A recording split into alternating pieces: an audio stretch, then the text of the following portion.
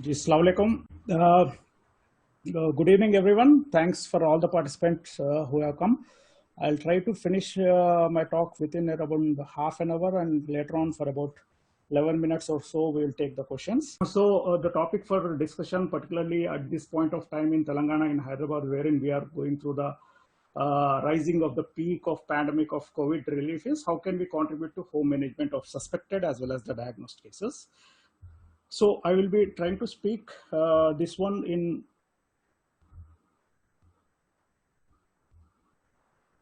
in four different aspects.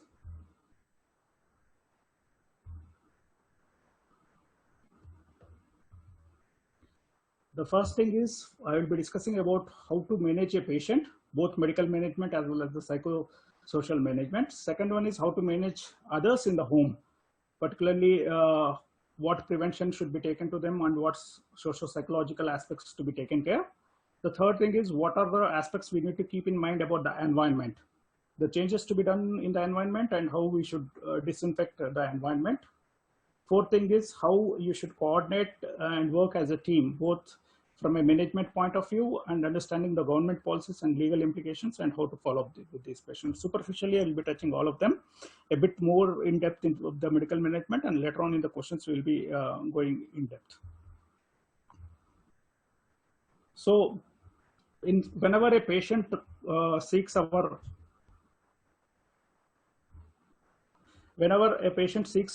advice for symptoms, initially either as a team, working as a team, or as an individual clinician, first of all, what we need to see is, are there any alarming signs? Whenever there are alarming signs, it's always better to hospitalize the patient.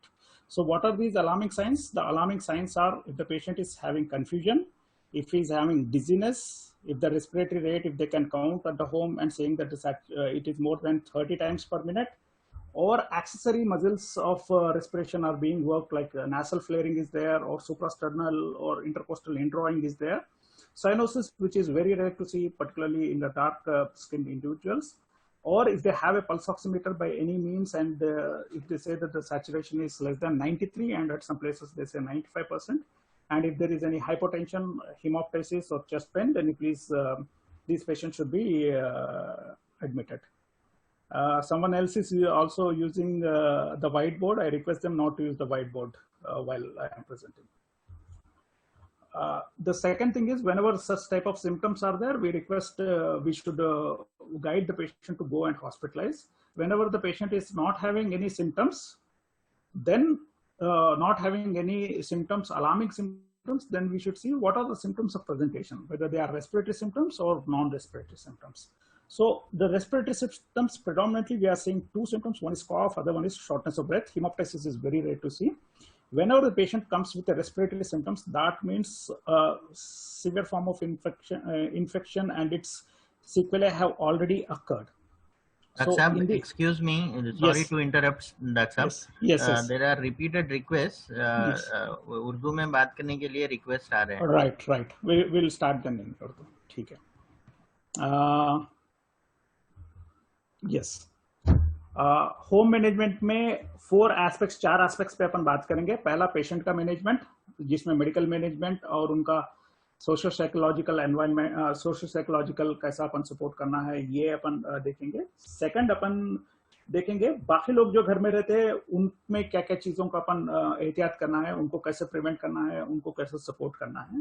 Third aspect जो देखेंगे अपन वो environment का देखेंगे कि भाई उनके घर में क्या क्या एनवायरमेंटल चेंजेस अपन कर सकते हैं और वो घर को कैसे अपन डिसइंफेक्ट कर सकते हैं. Last but not the least is, आपको एक टीम के जैसा कैसा काम करना है as a management, as well as understanding government के जो पॉलिसीज रहते हैं, और अपन सबको मदद करते हुए अपन लीगल हैजल में ना फंसे, अपन लीगली भी चीजों को समझ के लेके चलना पड़ता है. ये 4 मेजर साइड रेटिंग्स पे अपन बात करेंगे. थोड़ा मैं डेप्थ जो है मेडिकल मैनेजमेंट में बताऊंगा.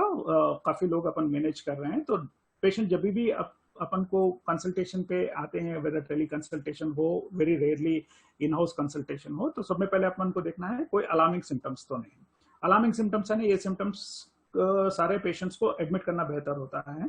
तो ये अलार्मिंग सिम्टम्स क्या होते हैं? ये होते हैं अगर जब भी पेशेंट से बात कर रहे हैं उनका कॉन्शियसनेस पूरा क्लियर नहीं है, वो कंफ्यूज रहते हैं, चक्कर जैसे आती रहती है, पर्टिकुलरली जब वो लेट के सीधा खड़े होते हैं तो उनको चक्कर आ जाती है।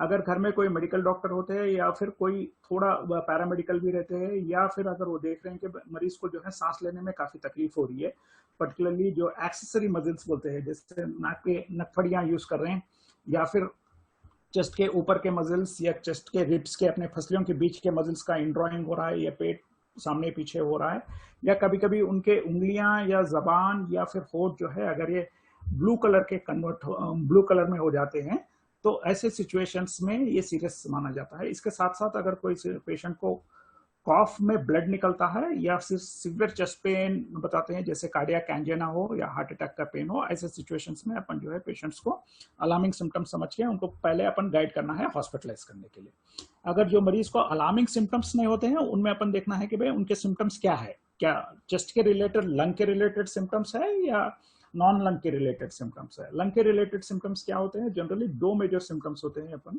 जो देख रहे हैं। पहला लंग का रिलेटेड सिम्टम होता है खांसी, जो ड्राई कॉफ होती है मोस्ट ऑफ द पीपल में, थोड़े लोगों में थोड़ा स्पुटम निकलता है। सेकंड लंग रिलेटेड सिम्टम होता है शॉर्टनेस ऑफ ब्रेथ, जो मेजर सिम्टम है। अब जब लंग के रिलेटेड सिम्टम्स आ रहे हैं, इसका मतलब इन्फेक्शन अच्छा खासा लंग में हुआ है, और उसके सिक्वेले जो इम्यून सिस्टम जब इन्फेक्शन को रिएक्ट करके फिर अंदर पैथोफिजियोलॉजिकली पानी लंग्स में थोड़ा इन्फ्लेमेशन आ जाता है और थोड़ा फ्लूइड आ जाता है, तो ये सिम्टम्स आते हैं। तो जब भी रेस्पिरेटरी या लंग के सिम्टम्स आ रहे हैं, इसका मतलब थोड़ा सीवियर कंडीशन है। नॉन रेस्पिरेटरी सिम्टम्स क्या होते हैं, बाकी चीजें नॉन रेस्पिरेटरी सिम्टम्स अपन देखते हैं, जिसमें बुखार कॉमनली देख रहे हैं अपन, सर दर्द देख रहे हैं, सीवियर बॉडी पेन्स देख रहे हैं, किसी को नजला या जुकाम देख रहे हैं, और नाक का स्मेल जाना, टेस्ट जाना और सोर थ्रोट होना, ये थोड़े कॉमन सिम्टम्स देख रहे हैं। इसके अलावा पेट में जो है लैक ऑफ एपेटाइट, भूख कम हो जाना और मतली होना, और थोड़े लोगों में लूज मोशन आना, ये थोड़े कॉमन सिम्टम्स अपन नॉन रेस्पिरेटरी सिम्टम्स देख रहे हैं। तो जब भी कोई मरीज अपन अपने को कंसल्ट करते हैं particularly with the respiratory symptoms, इसका मतलब वो थोड़ा एडवांस स्टेज में है, वो थोड़े सीरियस मरीज हो सकते हैं।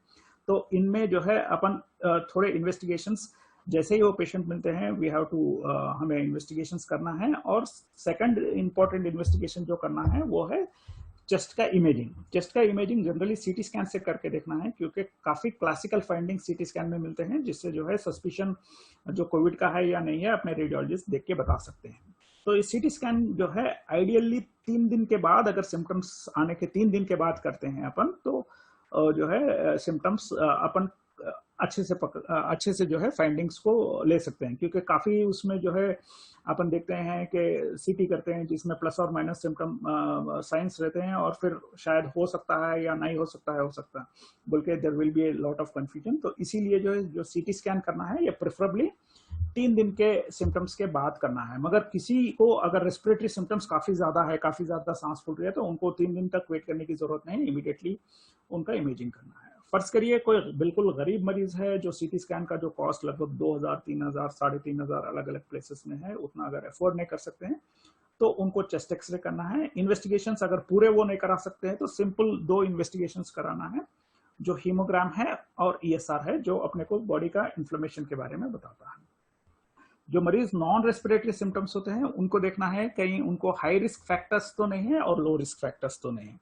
हाई रिस्क फैक्टर्स क्या है, जिनकी उम्र ज्यादा है, जो कार्डियक मरीज है, जिनको पहले स्ट्रोक हुआ या किडनी का प्रॉब्लम है या लंग का प्रॉब्लम है, या प्रेग्नेंट फीमेल्स हैं, या जिनको बीपी है, शुगर है, प्रीवियसली कोई ट्यूमर्स थे, और कोई जो है इम्यूनोसप्रेसिव मेडिसिन ले रहे हैं, पर्टिकुलरली आर्थराइटिस में और ऑटोइम्यून कंडीशंस में अपन इम्यूनोसप्रेसिव मेडिसिन लेते हैं। और एक most important high risk factor है ओबिसिटी यानी जिसका पेट काफी बाहर निकला हुआ है because of fat. This people are also high risk category, which जो अपन ख्याल में रखना है। और ये सारे पेशेंट्स में अपन इन्वेस्टिगेशन अगर रेफर कर सकते हैं, तो हीमोग्राम, फेरिटिन, CRP, LDH और डी डाइमर, ये डिफरेंट इन्वेस्टिगेशंस है जो अपन करके देखते हैं।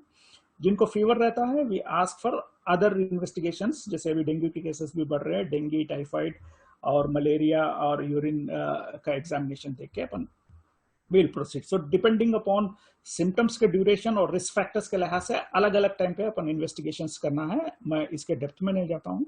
मगर सेकंड चीज जो इम्पोर्टेंट है, जैसे ही पेशेंट्स को अपने को CT स्कैन में या फिर एक्सरे में अपने को सस्पिशन आता है कि भाई इनको कोविड हो सकता है, तो सारे मरीजों में अर्ली आरटीपीसीआर जो नेसल स्वैब और थ्रोट स्वैब लेके आरटीपीसीआर कराना जरूरी है। ये इसलिए जरूरी है क्योंकि लॉजिकली जो डेडिकेटेड हॉस्पिटल्स है, पर्टिकुलरली गांधी हॉस्पिटल जैसा, विदाउट आरटीपीसीआर जो है हॉस्पिटल्स में दाखिला नहीं हो रहा है। डेली जो है गवर्नमेंट इज सेइंग इतने बेड्स खाली है, मगर without RTPCR they are also not taking the cases और डेडिकेटेड हॉस्पिटल्स में। तो विदाउट आरटीपीसीआर पर्टिकुलरली डायग्नोसिस से ज्यादा आगे के टाइम पे अगर पेशेंट को हॉस्पिटलाइज करने की जरूरत पड़ती है, पर्टिकुलरली गवर्नमेंट सेटअप में, तो विदाउट दिस वन आजकल लॉजिस्टिक्स में मुश्किल है। इसीलिए आरटीपीसीआर जितना जल्दी हो सके उतना जल्दी कराना बेहतर है। इसके बाद जब भी पेशेंट्स के सिम्टम्स के लिहाज से और हाई रिस्क फैक्टर्स या लो रिस्क फैक्टर्स के लिहाज से अपन देखते हैं, और जब उनके ब्लड टेस्ट करते हैं, ब्लड टेस्ट में अपन जैसे मैंने यहाँ बताया इन्वेस्टिगेशन 1 में हीमोग्राम, फेरिटिन, सीआरपी, एलडीएच और डी डाइमर ये इन्वेस्टिगेशंस पूछे थे। सो डिपेंडिंग अपॉन कि इन्फ्लेमेशन पॉजिटिव आता है या नेगेटिव आता है, यानी अगर सीआरपी उनका काफी बढ़ा हुआ रहता है, ईएसआर बढ़ा हुआ रहता है, या न्यूट्रोफिल्स और लिम्फोसाइट रेशियो में काफी वेरिएशन आता है, तो depending upon that one patients को जो है स्टेरॉइड्स अलॉन्ग विद एंटीबायोटिक्स और प्रोटॉन पंप इनहिबिटर्स को शुरू करना होता है। और ये पेशेंट्स को जब डी डाइमर बढ़ा हुआ रहता है तो ब्लड क्लॉट ना हो, तो इसलिए जो है लो मॉलिक्यूलर वेट हेपारिन, स्टैटिन और एस्पिरिन भी हम शुरू करना है। ये सारे चीजों के मैं डेप्थ में नहीं जाऊंगा, अगर किसी को कोई डाउट्स रहेंगे तो during our session of question and answers we'll go into the depth of how to manage the patient individually at home. तो डिपेंडिंग अपॉन इन्फ्लेमेशन है तो स्टेरॉइड्स दे रहे हैं, अगर डी डाइमर ज्यादा है या हाई रिस्क या रेस्पिरेटरी सिम्टम्स आते हैं तो फिर ब्लड थिनर्स अपन देते हैं। एंड ये पेशेंट्स को जो है अपन फॉलोअप करते हैं डिपेंडिंग अपॉन द सीवियरिटी और कौन सा ऑर्गन इन्वॉल्व हुआ और कितने रिस्क फैक्टर्स है कि ये पेशेंट्स को डेली फॉलो करना है इन्वेस्टिगेशन से, या 3 दिन या 5 दिन में करना है, डिपेंडिंग अपॉन दैट वन अपन चलते हैं। मगर कोई भी पेशेंट को अगर वर्सनिंग क्लिनिकल पैरामीटर्स होते हैं, in spite of all this management, अगर क्लिनिकली वो डाउन जाते हैं या ब्लड पैरामीटर्स में इंप्रूवमेंट नहीं होता है, इनफैक्ट वर्सन होता है, या ऑक्सीजनेशन 93 से बिलो होता है, तो early hospitalization is the thing. क्योंकि घर में ऑक्सीजनेशन का कल से तो गवर्नमेंट हैज ऑल्सो टाइट कर दी कि भाई घर पे ऑक्सीजनेशन ना दे because of the safety purposes. मगर हमारा ये एक्सपीरियंस रहा कि घर में अगर ऑक्सीजनेशन कर रहे हैं तो काफी मिस्टेक्स जो है even at the homes of the doctors पे हो रहे हैं कि ऑक्सीजन जितना देना है, जैसा देना है, और उसकी अवेलेबिलिटी, रिफिलिंग, काफी लॉजिस्टिक चीजें आ रहे हैं। तो जैसे ही पेशेंट को ऑक्सीजनेशन की जरूरत पड़ती है, जब सैचुरेशन लेस देन 93 होता है, तो इट्स ऑलवेज बेटर के we send the patients to the hospitalization as early as possible. तो baseline therapy most of the doctors who are treating they know कि कोई एक ब्रॉड स्पेक्ट्रम एंटीबायोटिक दे दे, azithromycin और doxycycline commonly use कर रहे हैं। थोड़े विटामिन्स का डिपेंडिंग अपॉन इन्फ्लुएंजा जो फ्लू वायरस है उसके बेसिस पे विटामिन सी और जिंक का और विटामिन डी का है। बाकी का सिम्टम्स के लिहाज से सिम्टोमेटिक ट्रीटमेंट, नॉजिया रहा तो प्रोटॉन पंप इनहिबिटर, वॉमिटिंग रहा तो जोफर, इस तरीके के मेडिसिन वी गिव इट। मायल्जियास के लिए नैप्रोक्सिन और ब्लड थिनर्स के लिए एस्पिरिन, स्टैटिन के लिए atorvastatin and low molecular weight heparin के लिए फ्लेक्सिन। दूसरी चीज है कि ब्लड थिनर्स में we also give unfractionated heparin. ये पर्टिकुलरली अपन देते हैं 2 सेटिंग्स में। एक सेटिंग है कि जो लोग अफोर्ड नहीं कर सकते हैं क्लेक्सेन के लिए, then unfractionated heparin is quite well. और particularly at near the time of delivery of कोई प्रेग्नेंट फीमेल होते हैं तो अनफ्रैक्शनेटेड हेपारिन का जो है एक्शन कम होता है, तो ऐसे केसेस में भी अपन अनफ्रैक्शनेटेड हेपारिन दे सकते हैं। ब्रॉड स्पेक्ट्रम ओरल कोई भी एंटीबायोटिक दे सकते हैं, सेफ्लोस्पोरिन्स और एनीथिंग। ऑक्सीजनेशन पहले हम लोग घर पे मैनेज करते थे by reservoir bag mask and this one, but of late now oxygenation is not there. तो हम लोग एक कोविड रिलीफ टीम के नाम से we are trying to manage, जिसमें हम 3 टायर ऑफ मैनेजमेंट कर रहे हैं, जिसमें मेडिकोस जिनको जो फाइनल ईयर के स्टूडेंट्स है या इंटर्न्स है जिनको और सर्टिफिकेट नहीं मिला है, डिग्री नहीं मिली है, they are taking our calls as a first line and trying to counsel the patients and take the symptoms etcetera.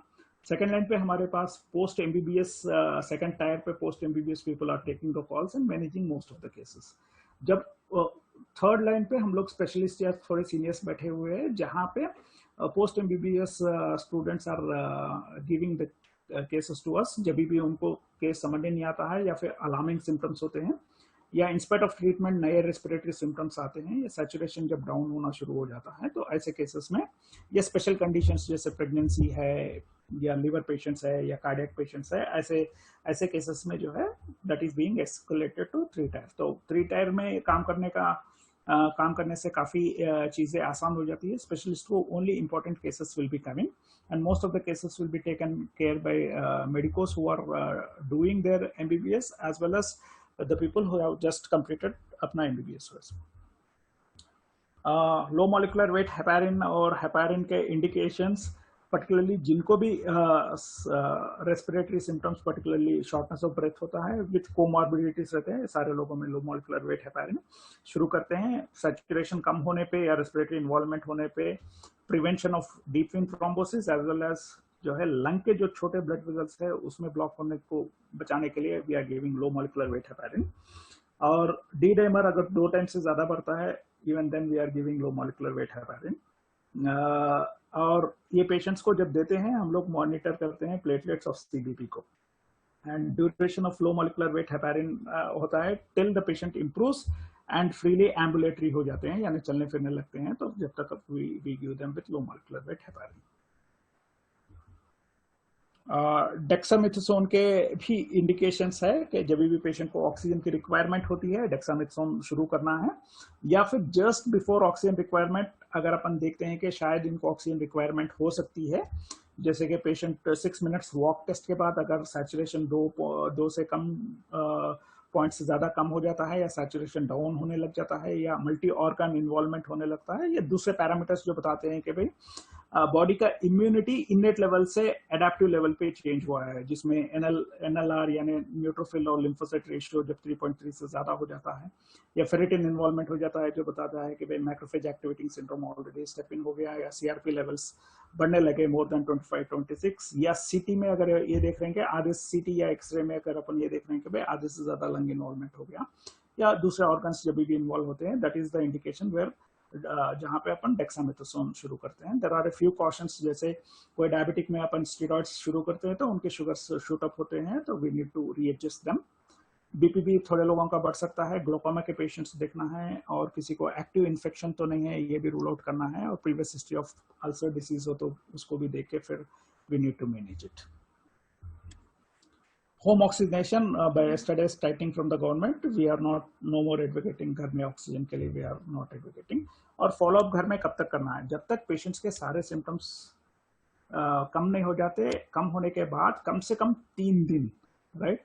और ये सिम्टम्स कम होने के बाद कम से कम 3 दिन, ये मिनिमम 14 दिन रहना है। कोई भी अगर होम में मैनेज कर रहे हैं फॉर सस्पिशन और for confirmed cases, they have to be maintained कम से कम 14 दिन तक तो वो जो है सेल्फ आइसोलेशन में रहना है। और लास्ट सिम्टम फर्स्ट करिए किसी के 12 दिन में सिम्टम्स फ्री हो गए तो +3 यानी 15 दिन तक रहना जरूरी है।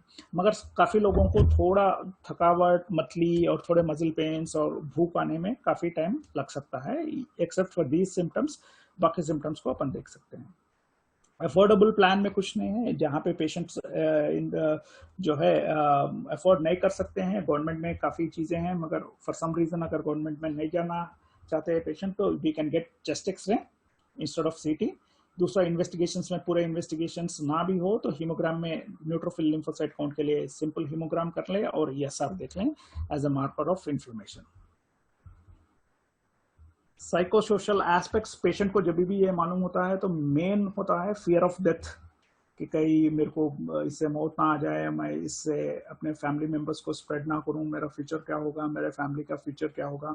और काफ़ी इंफॉर्मेशन आता रहता है व्हाट्सएप में, there will be so much of forwarding right from authentic information से लेके सो मेनी अनऑथेंटिक इंफॉर्मेशन भी आता रहता है। तो एंड थर्ड थिंग जो साइकोलॉजिकली सारे पेशेंट्स को रहता है कि भाई क्लैरिटी नहीं रहती है, तो इसको अपन करने के लिए आइडियली टीम में there should be some person जो साइकोलॉजिकल सपोर्ट दे। काफी टीम्स में they are involving the psychiatrist and psychologist, ताकि पेशेंट्स को जो है साइकोलॉजिकल सपोर्ट दें।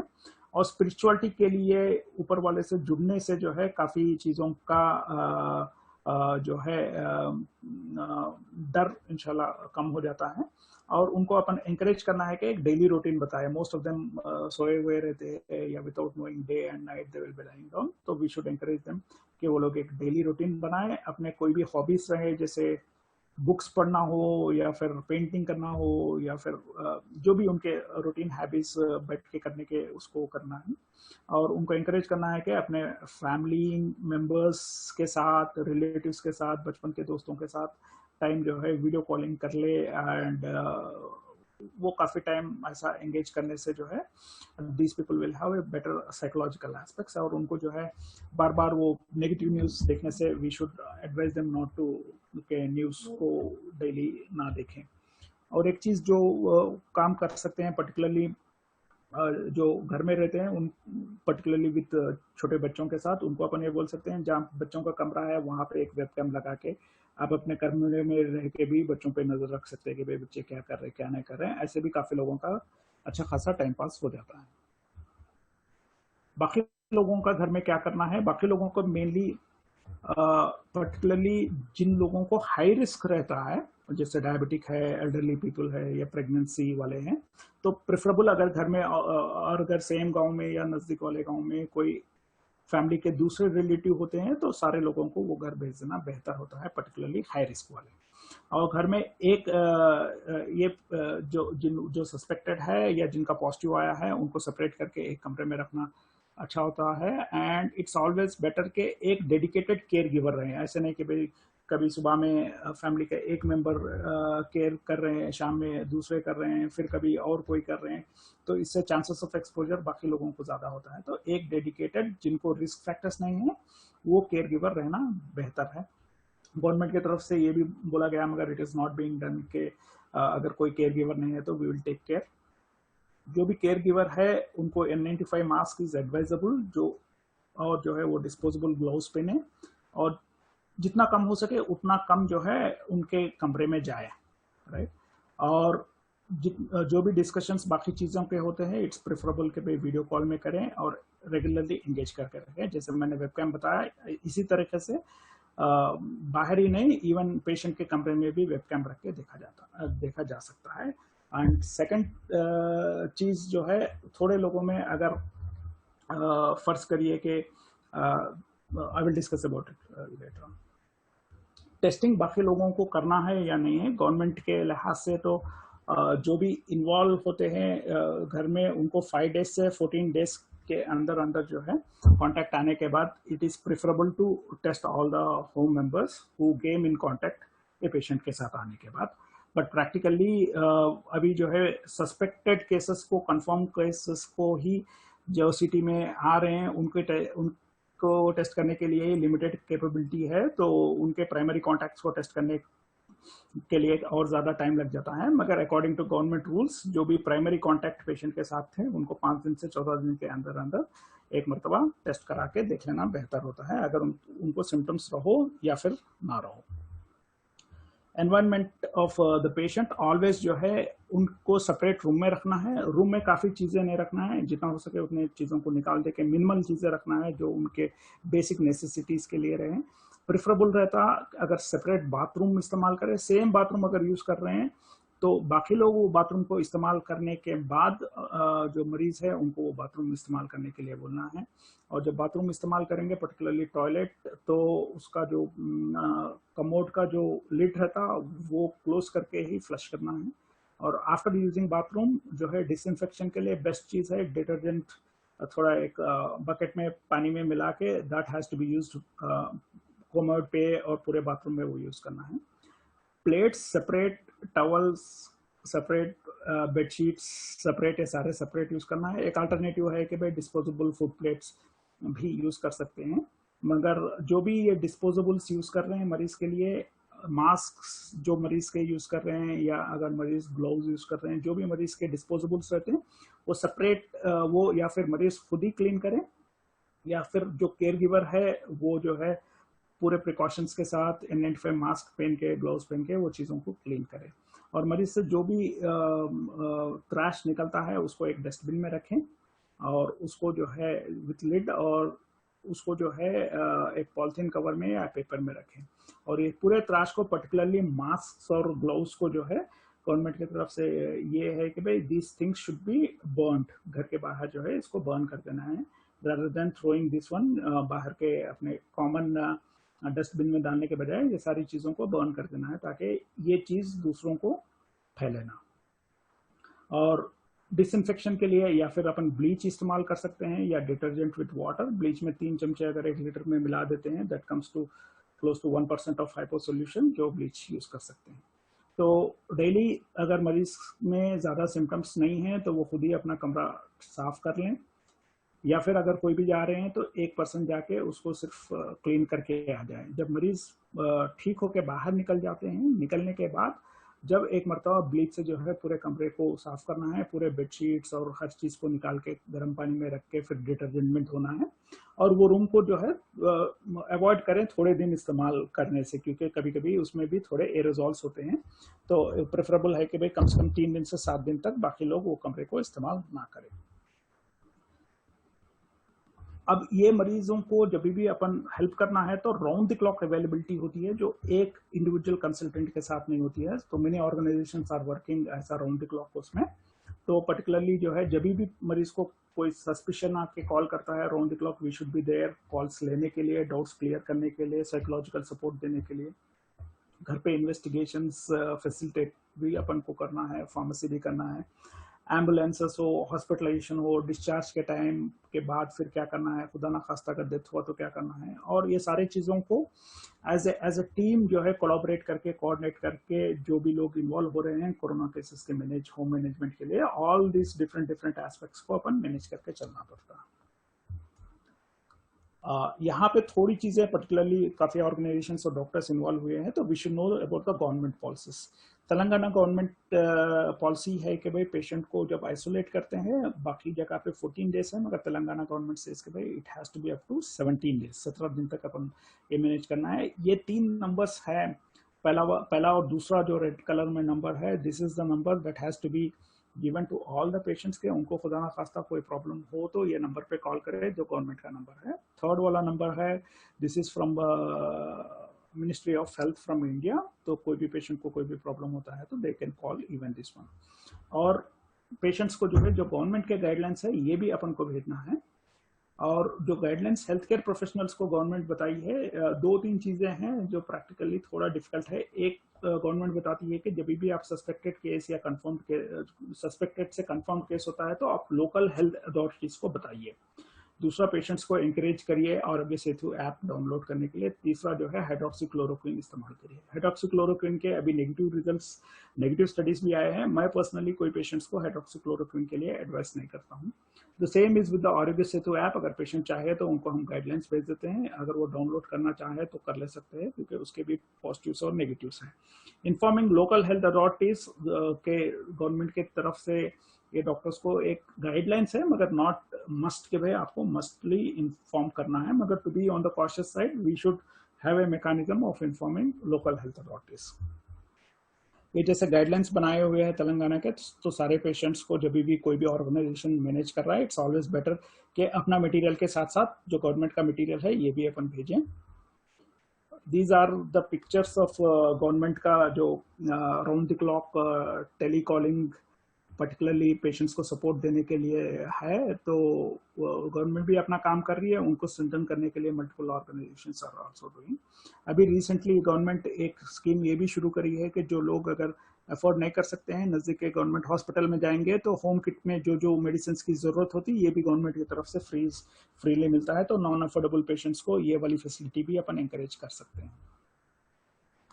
थर्ड एंड फोर्थ थिंग, जो पढ़े लिखे लोग हैं, डायरेक्टली ईटल राजेंद्र जो अपने हेल्थ मिनिस्टर है, he is active on Twitter. तो जैसे मैं यहाँ पे एक पोस्ट करा, एक पेशेंट जो है बताया कि भाई मैं हैदराबाद में रहता हूँ, मेरे को ब्रीथिंग डिफिकल्टी हो रही है, बल्कि जैसे ही उनको टैग करा तो और उनके वालदा के नंबर दिया, then he was admitted into Gandhi hospital. तो this is one other way, जहाँ पे चीजें नहीं हो रही है तो directly we can tag on Twitter to this one.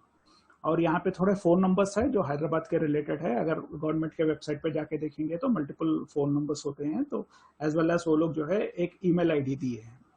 तो एज हेल्थ केयर प्रोफेशनल जब भी अपन कोई पेशेंट्स को मैनेज करते हैं और अपने आप को अगर सेफ रखना है, तो जो ईमेल आईडी दिए हैं इसमें at least if not on A daily basis 2 दिन 4 दिन में एक मरतबा जो भी केसेस अपन मैनेज कर रहे हैं उनको एक ईमेल छोड़ देना is always better from A safety point of view.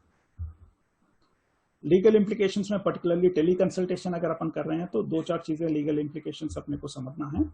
Particularly जो है आइडेंटिटी पेशेंट का जब भी डाउट रहता है अपने को या फिर अपने को लगता है कि भाई पूरा इन्फॉर्मेशन नहीं मिला पेशेंट का, तो अपन टेली कंसल्टेशन देने की जरूरत नहीं है। और पेशेंट का जो भी सेंसिटिव इन्फॉर्मेशन रहता है ये कभी भी अपन सोशल मीडिया में या व्हाट्सएप ग्रुप्स में जो है अवॉइड करना है शेयर करते हुए। और जो टेली कंसल्टेशन का थोड़े इंपॉर्टेंट चीजें हैं जैसे कि लॉग्स अपन को मेंटेन करना है, क्लियरली लिखना है कि this is for teleconsultation only, digital signature रहना है, अपना रजिस्ट्रेशन नंबर रहना है, और इन केस ऑफ इमरजेंसी कहाँ पे कांटेक्ट करना है। और मेडिसिन जब भी लिख रहे हैं पूरे कैपिटल्स में लिखना है, जेनरिक्स लिखना है, सॉल्ट्स इंपॉर्टेंट सॉल्ट्स को भी लिखना है। These are a few things. और सारे केसेस में जो रिसेंटली 4 दिन पहले ICMR से जो गाइडलाइंस आए हैं, they have asked us to take the consents.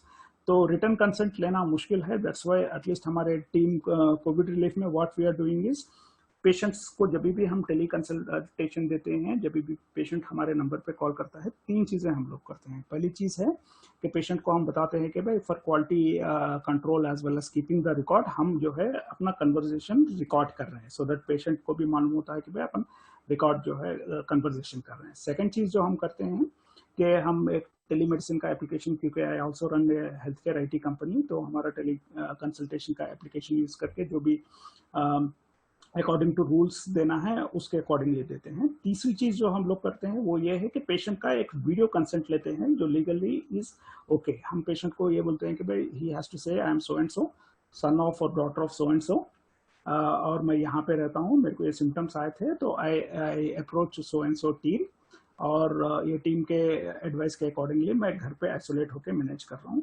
और मेरी तबीयत खुदा ना खास्ता डाउन होती है, either I will call to this team or I will call to the numbers that are given by the government, और मैं अपने से जो है दूसरों को ये स्प्रेड नहीं हो जैसा अपने आप को एहतियाती तौर पर रखूंगा। ये 5-6 पॉइंट्स का जो है एक शॉर्ट वीडियो कंसेंट हम लोग लेके रख रहे हैं ताकि कल के दिन खुदा ना खास्ता कोई एक केस में भी कुछ लीगल हासिल हो तो हमारे पास हर चीज का एविडेंस रहे।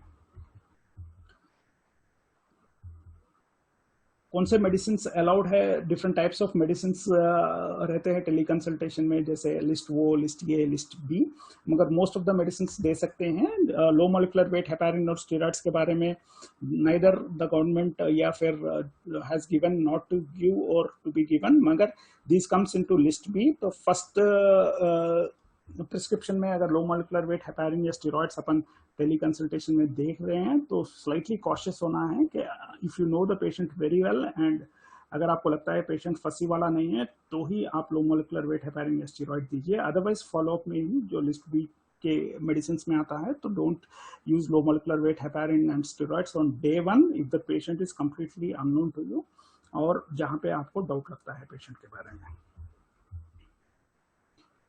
Preferable mode of consultation video consultation होता है, and for new interaction of a new patient और ए न्यू थिंग, जैसे ये बताया कि लो एब्यूज वाले मेडिसिन को यूज करना है, हमेशा जो है पेशेंट की ड्रग एलर्जी पूछना है। हाँ, अगर कोई पेशेंट इमरजेंसी में होता है, जैसे अलार्मिंग सिम्टम्स होते हैं, तो उनको शॉर्ट फर्स्ट एडवाइस देना है, home oxygenation try to avoid it, और उनको रेफरल के लिए फैसिलिटेट करने के लिए जो है एम्बुलेंसेस का अरेंजमेंट हो, जो हॉस्पिटल में जाना हो उनको वो जो है आपकी टीम मेंबर्स को अटैच करके see that they are going to the hospital in a safe way. So ये टेली कंसल्टेशन के थोड़े इंपॉर्टेंट चीजें हैं जहाँ पे आप ड्रग एलर्जी का मेंटेन करना है, आपका नाम रहना है, आपका रजिस्ट्रेशन नंबर रहना है, इन केस ऑफ इमरजेंसी कहाँ पे काम करना रहना है, सिम्टम्स पेशेंट के लिखना है, मेडिसिन लिखना है कैपिटल्स में, और उसका साल्ट भी आना है, क्लियर कट इंस्ट्रक्शन रहना है कि भाई मेडिसिन कैसे लें, और कॉशंस भी लिखना है, फॉलोअप कब पेशेंट को आना है ये भी लिखना है, और आपका digital signature along with registration number. अगर टेली कंसल्टेशन कर रहे हैं, either we have to use some और the other applications which are available, या फिर अगर ये चीज नहीं इस्तेमाल करना है तो एटलीस्ट आपके लेटर हेड पे क्लियरली ऊपर लिखिए for teleconsultation of this patient, ये पूरा लिख के जो गवर्नमेंट का दिया हुआ फॉर्मेट है ये ले लेके आप पिक्चर लेके आप मरीज को व्हाट्सएप भी भेज सकते हैं, मगर हर एक पेशेंट का आपको जो है लॉग भी रखना जरूरी है जी। Thank you. जज़ाकल्लाह डॉक्टर साहब, वेरी इंफॉर्मेटिव टॉक। थोड़ा फास्ट गया, but we will discuss most of the things in detail जो भी क्वेश्चंस निकलते हैं। यस यस डॉक्टर साहब, that was exactly what was required, इसलिए कि we could have given some more time for question answers. तो already chat box में कुछ क्वेश्चंस भी आ रहे हैं, some few of the people have raised their hands जी, तो I would unmute one by one जी, और जो भी क्वेश्चन पूछना चाह रहे हैं they will be asking question और उसको प्लीज आंसर करें। सबसे पहला यहाँ पर आरिफा बेगम करके कोई है हु हैज रेज्ड हैंड, तो I will unmute her. Most I thought के डॉक्टर सी है, mainly medical point of view से ही मेरा गया। आई थॉट के थोड़े लोग बोले तो नॉन मेडिकल से भी है, मगर I will try to answer them. जी बताइए। जी जी डॉक्टर साहब।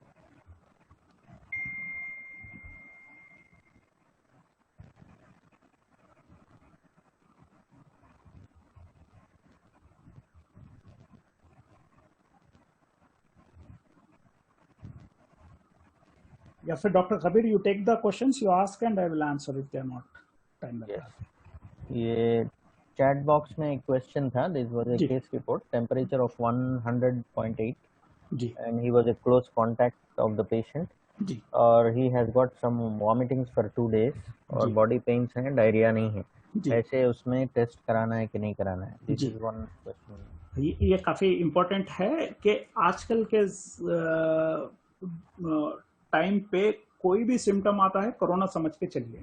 हम लोग एक्चुअली एक कैंपेन भी चलाए थे, 2 दिन 2 काम करिए बोल के, यानी किसी को भी कोई भी ये कॉमन सिम्टम्स रहते हैं, या फिर बुखार रहे, या फिर सिवियर हेडेक रहे, या फिर बॉडी पेन्स रहे, या इवन सोर थ्रोट रहे, गला खराश रहे, खांसी रहे, या सांस फूल रहा, या फिर लूज मोशंस हो रहे, कोई भी अगर 2 दिन से ज्यादा होते हैं तो आप जो है बाकी डिसीजेस आसानी से मैनेज कर सकते हैं, मगर कोरोना को जो है जितना जल्दी अपन उसको डायग्नोज करेंगे तो सिवियर होने से पहले थोड़े मेडिसिन अपने पास है जो देके अपन रोक सकते हैं। तो पर्टिकुलरली अगर आप कांटेक्ट में आए तो आपको सिम्टम्स रहो या मत रहो, आपको ये कराना ही कराना है।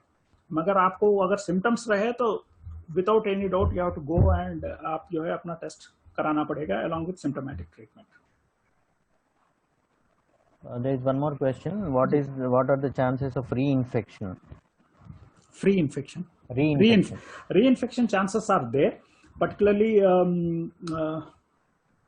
reinfection का ये बोले तो दिस इज शुरू में साउथ कोरिया से शुरू हुआ था कि भाई रीइंफेक्शन होने के चांसेस है, और उसको कोलैबोरेट करते हुए काफी एविडेंस आ रहा है कि पर्टिकुलरली एंटीबॉडीज जो होते हैं वो काफी ज्यादा दिन तक नहीं होते हैं। एंटीबॉडीज का टाइटर भी जब सीवियर इन्फेक्शन नहीं होता है तो ज्यादा होता है।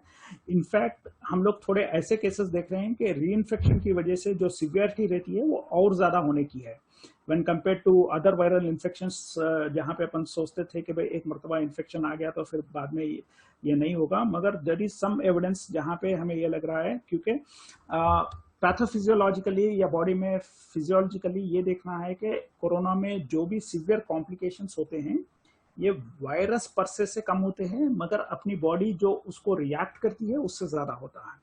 तो जैसे रीइंफेक्शन होता है, जैसे एक वायरस जो हम लोग देखते हैं कि डेंगू फीवर में भी हम लोग देखते हैं कि भाई जब पहली मर्तबा डेंगू का इन्फेक्शन होता है तो उतना सीवियर नहीं होता, सेकंड टाइम जब होता है तो ज्यादा होता है।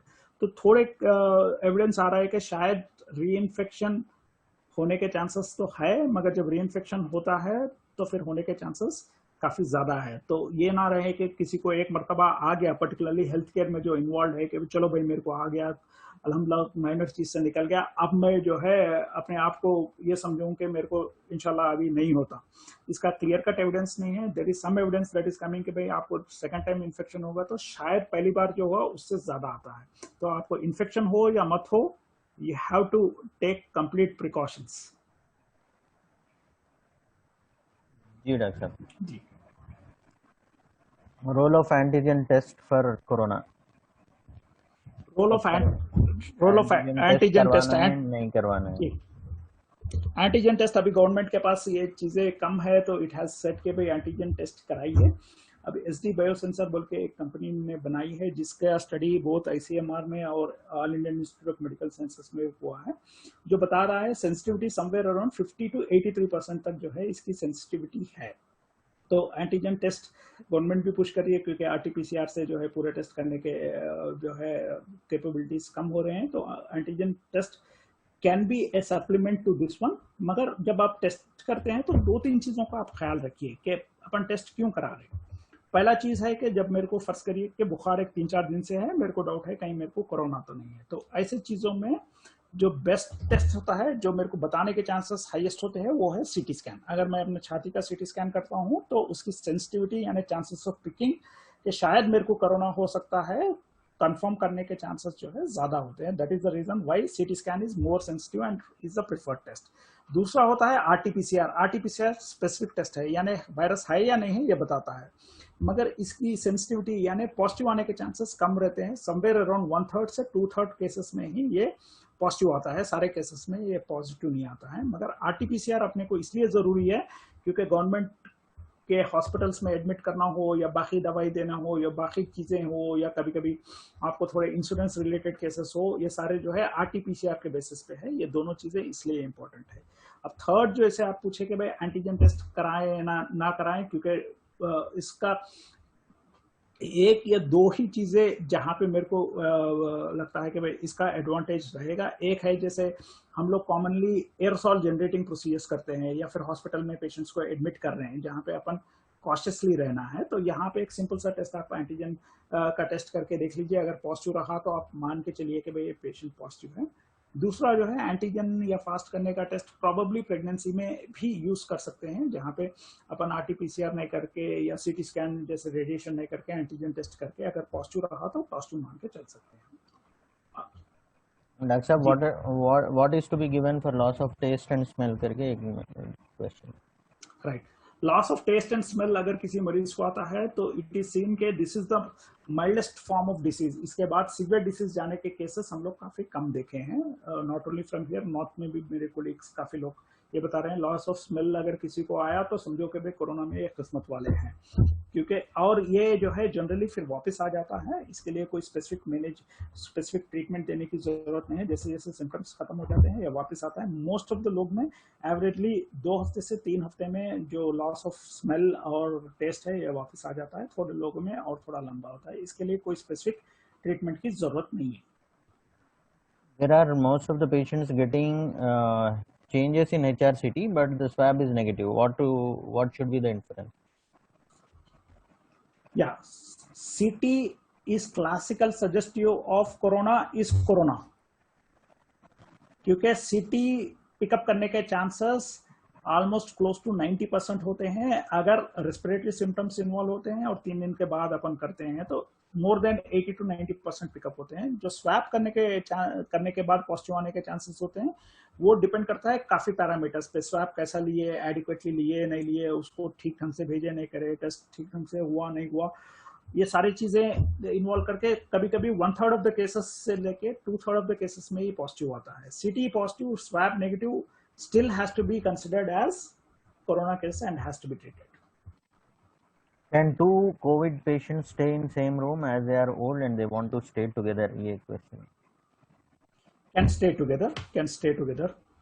अगर particularly 14 days 17 days का जैसे क्वारंटाइन है, फर्ज करिए घर में दोनों को आ गया, वो दोनों मिलकर एक कमरे में रह सकते हैं। फर्ज करिए एक अपार्टमेंटल कॉम्प्लेक्स में एक फ्लैट में एक को आ गया, दूसरे फ्लैट में और एक को आ गया, तो वो सारे लोग टाइम पास के लिए एक जगह रह के कर सकते हैं।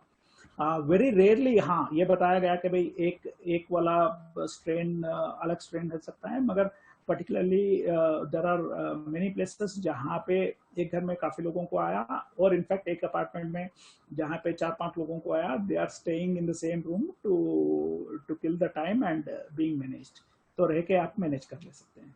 When is the vaccination releasing? ये वैक्सीनेशन की ताल्लुक से vaccination medical point of view से तो आप 1 साल और 1.5 साल के लिए भूल जाइए। जो भी हंगामा हो रहा है that is scientifically not an authentic type of vaccination that is going to come. So vaccination is not there in the near future. आप कोविड टेस्ट नेगेटिव कब बताएगा? After how many days after treatment? Covid generally देखिए, जब भी infection होता है, फर्ज करिए कोई मरीज को था, उनके कांटेक्ट में मैं आया, तो उसके बाद मेरे को सिम्टम्स आने के चांसेस एवरेजली 5 से 6 दिन में होते हैं, राइट। और मेरे को सिम्टम्स आने के बाद मोस्ट ऑफ द केसेस में virus generally becomes negative averagely around 10 दिन में जो है वायरस जो है इनएक्टिव होता है मोस्ट ऑफ द केसेस में। और वायरस इनएक्टिव होने के बाद भी इनएक्टिव वायरस और थोड़े दिन रहता है, इसीलिए 14 डेज का जो रिकमेंडेशन है कि सिम्टम्स आने के बाद अगर 10 से 11 दिन में ये खत्म होता है और 3 दिन भी प्रिकॉशनरी रखे तो 2 हफ्ते तक जो है सेल्फ आइसोलेट करना है, या जिनको सस्पिशन रहता है क्वारंटाइन करने के लिए, that is the logic for 2 weeks of self quarantine. Significance of weekly positive IgM antibody. Significance of IgM antibody ये बताता है कि शायद आपको पॉजिटिव था। जब IgM एंटीबॉडी पॉजिटिव होता है तो इट्स ऑलवेज बेटर, आपको वेदर सिम्टम्स है या नहीं है ये देखिए। अगर आपको क्योंकि अभी ये वाला सिचुएशन नहीं रहा कि शायद वो प्राइमरी कांटेक्ट में मैं टच में आया या नहीं आया, क्योंकि कम्युनिटी स्प्रेड काफी ज्यादा हो गई है। अगर आपका वीकली पॉजिटिव IgM आता है तो you have to get suspected कि भाई शायद मेरे को कोरोना है। डिपेंड, आपको जो है क्लोज वॉच अपने सिम्टम्स पे रखना है, एंड इट्स बेटर के थोड़े भी सिम्टम्स आते हैं, go head and get your CT scan and RT-PCR. How dangerous is an asymptomatic individual to rest of the people? Yeah, they are slightly dangerous. That's why it is spreading throughout the community. मगर asymptomatic compare to symptomatic मरीज देखते हैं तो symptomatic मरीज virus को spread करने के chances ज्यादा है, पर्टिकुलरली इन द इनिशियल, जैसे मैं बोल रहा, सिम्टम्स आने के बाद शुरू के 10 दिन में हद से ज्यादा ये सिम्टम्स होते हैं। तो एसिम्टोमेटिक भी फैलाते हैं, मगर व्हेन कंपेयर टू सिम्टोमेटिक ये लोग फैलाने के चांसेस कम है। What about plasma therapy?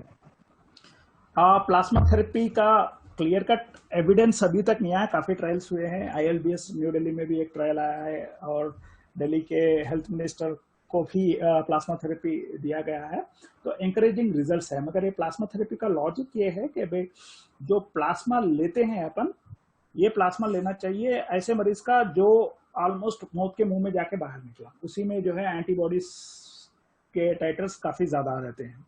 और ये जो है 2 वीक से 4 वीक्स के बाद लेना है, ये देखना है कि भाई वायरस एक्टिव ना रहे वो मरीज में, एंटीबॉडी टाइटर काफी ज्यादा रहे। शुरू में तो 1 in 1000 बोले, अभी 1 in 160 is also Fairlie enough बोल रहे हैं, मगर काफी ज्यादा एंटीबॉडी टाइटर रहना है। और इसका लॉजिक ये है कि भाई ये एंटीबॉडी वायरस को जाके स्प्रेड करने से बचाता है। तो प्लाज्मा थेरेपी के जो इंकरेजिंग रिजल्ट्स आए हैं वो है अगर इनिशियल पार्ट ऑफ ट्रीटमेंट में दे, मगर practically initial part of treatment में प्लाज्मा थेरेपी जैसा ट्रीटमेंट नहीं दे रहे हैं। This is the last resort जो हर जगह पे ट्राई कर रहे हैं, जहां पे आप अपने पूरे मेडिसिन खत्म हो जाते हैं, इंक्लूडिंग एंटीवायरल्स आप दे रही है, टोसिलिजुमैब दे दिए, फिर भी पेशेंट इंप्रूव नहीं होता है, तो वहां पे आप प्लाज्मा थेरेपी देते हैं। मगर स्टिल 100% एविडेंस इसका नहीं है when compare to other treatments. COVID test क्या सिर्फ गवर्नमेंट हॉस्पिटल में करवाना चाहिए या फिर कहीं पर भी प्राइवेट लैब में चलेगा? प्राइवेट लैब का भी government has given clearance, particularly Telangana में they have given so many private labs जहां के स्टैंडर्ड्स गवर्नमेंट चेक कर रही है कि भाई वो लोग ढंग से कर रहे हैं, तो प्राइवेट से भी आप करा सकते हैं। we'll go on with the questions और लास्ट मोमेंट तक भी इंशाल्लाह जितने भी क्वेश्चंस आंसर कर सकें हम करेंगे इंशाल्लाह। तो probably we'll not stop for any formal conclusion, we'll keep answering इंशाल्लाह for the benefit of doubt. यहाँ पर एक रिक्वेस्ट आया है, काइंडली रिलीज उम्दा ऐप फॉर ऐप स्टोर करके। ये तो आपका पर्सनल क्वेश्चन है, आपको ये आंसर करना है। जी जी, नहीं, उम्दा तो ऐप स्टोर पे है, आप वो डाउनलोड करिए, हमारी टीम वाले कांटेक्ट करेंगे, फिर आपको ऑन बोर्ड करेंगे।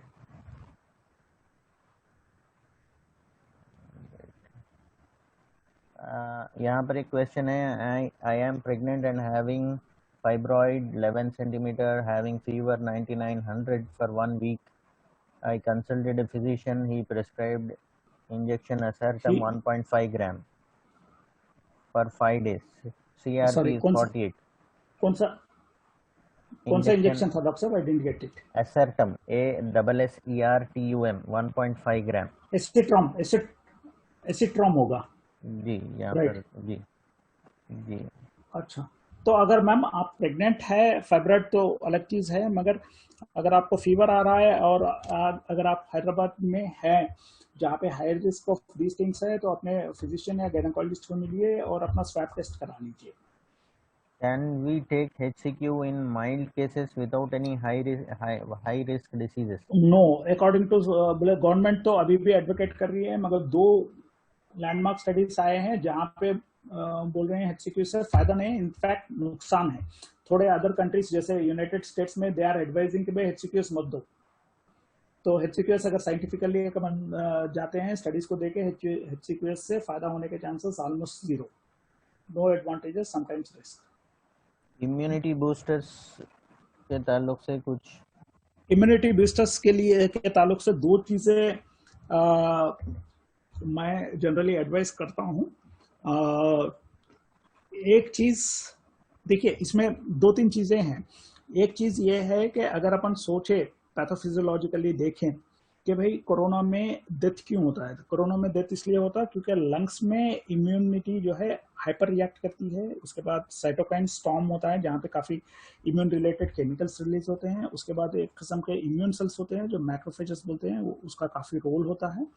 एंड देन जो है लंग के जो छोटे छोटे ब्लड वेजल्स होते हैं उसमें खून के रगें ब्लॉक होने की वजह से डेथ होता है।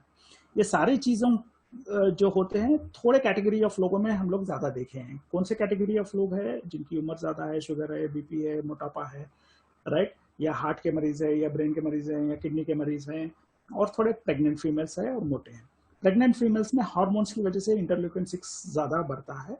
बाकी लोगों में जो है एक कॉमन फैक्टर है, वो है एडिपोस टिश्यू, यानी जितना मोटापा रहा उतना ज्यादा रिस्क रहता है, क्योंकि मोटापे में जो फैट सेल्स रहते हैं, फैट के साथ साथ मैक्रोफेजेस रहते हैं। जो इंसान मोटे रहते हैं तो उनके ब्लड वेजल्स के अतराफ भी जो है काफी फैट डिपॉजिट होता है जिसमें मैक्रोफेजेस रहते हैं, जिसकी वजह से जो है ये साइटोकाइन स्टॉर्म, ये चीजें काफी ज्यादा इन लोगों में आते हैं।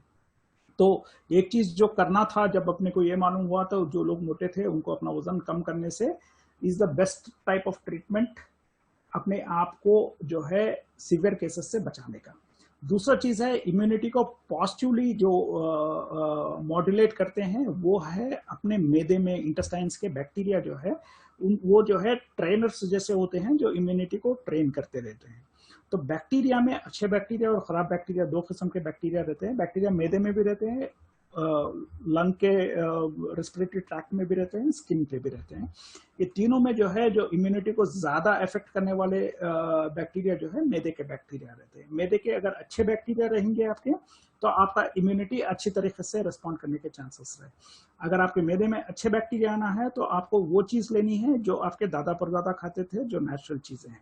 तो इसलिए हम जो है सारे लोगों को व्हाट वी एडवाइस इज 2 चीजें। एक चीज जो हम लोग एडवाइस करते हैं वो है स्मूथी। स्मूथी का मतलब क्या है कि आप जो है एक मिक्सी में जो है आप थोड़े ग्रीन्स यानी पत्ते ले लें, थोड़े फ्रूट्स ले लें, थोड़े वेजिटेबल्स ले लें, थोड़े रूट्स ले लें जैसे कैरेट वेरेट, ऐसे ये मुख्तलिफ किस्म के नेचुरल चीजें हैं। थोड़े ड्राई फ्रूट्स और मिठास के लिए आप खजूर ले लें, एप्पल ले लें, अंजीर ले लें, और ये सारी चीजों को आप ब्लेंड कर लें और उसका फाइबर को छाने ना। अलॉन्ग विथ फाइबर डेली अगर आप वो लेंगे तो इसमें जो भी नेचुरल चीजें हैं, एंटीऑक्सीडेंट्स है और फाइबर है, ये अच्छे बैक्टीरिया को बढ़ोतरी देता है, जिससे आपकी इम्यूनिटी पॉजिटिवली रिस्पॉन्ड करती है। दूसरी चीज हम जो एडवाइस करते हैं इम्यूनिटी को पॉजिटिवली हेल्प करने के लिए, वो है दही या फिर दही की बनी हुई छाछ या लस्सी लें, क्योंकि इसमें अच्छे बैक्टीरिया रहते हैं जो इनडायरेक्टली आपको इम्यूनिटी को ठीक करती है।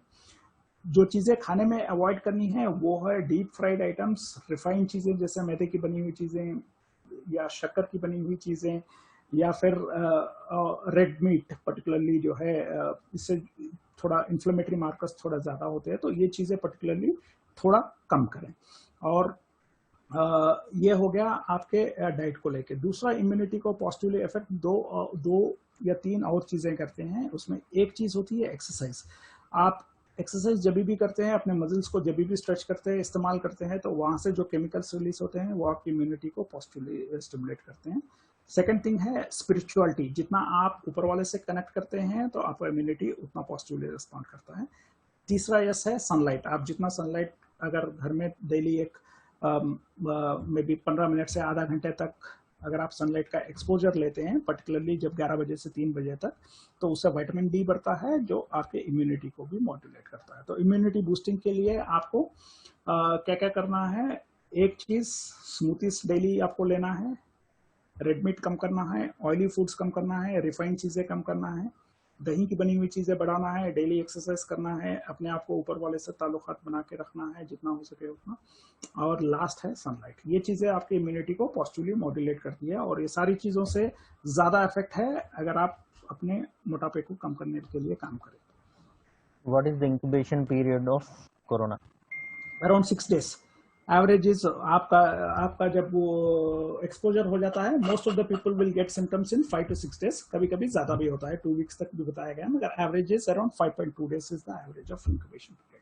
आइवरमेक्टिन और HCQ का क्या रोल है? No role of ivermectin and HCQS, only in vitro studies है, इन वाइवो स्टडीज नहीं है। HCQS is completely no, ivermectin evidence has to come. I personally don't advise ivermectin to any of the people. Role of FabiFlu. FabiFlu के 2 जगह पे studies आए थे, initial में China से studies आए थे जो पॉजिटिवली बताए थे, मगर द सेम चीज को जब जापान में रेप्लिकेट करे तो वहां पे पॉजिटिव रिजल्ट्स नहीं आए। तो इट इज इक्विवोकल, ट्रायल्स चल रहे हैं, we have to wait for the result. मगर फैबी फ्लू का डोज ज्यादा है, जहां पे अपने को कोई चारा नहीं है, अगर पेशेंट इंप्रूव नहीं हो रहा है तो जब अपन एंटीवायरल देना है तो 2 एंटीवायरल्स अभी अपने को अवेलेबल है। इनफैक्ट 4 एंटीवायरल्स है, मतलब 2 ज्यादा है, एक है रेमडेसिविर, सेकंड है फेविपिराविर, थर्ड है रिटोनाविर और लोपिनाविर का कॉम्बिनेशन, फोर्थ है ओसेल्टामाविर। ये चारों में अगर यूज करना है, रेमडेसिविर का रिजल्ट स्लाइटली बेटर है। थोड़े स्टडीज है जहाँ पे कंपैशनेट फीचर पे जो है यूएस में और दूसरे कंट्रीज में दिए हैं, जो 100% नहीं है, मगर कोई एक एंटीवायरल इस्तेमाल करना है तो remdesivir is the antiviral to suggest to take rather than Fabiflu. यहाँ पर एक स्टेटमेंट है, government hospitals are gateway to graveyards, तो ये एक ओपन स्टेटमेंट है किसी की तरफ से, आई डू नॉट नो।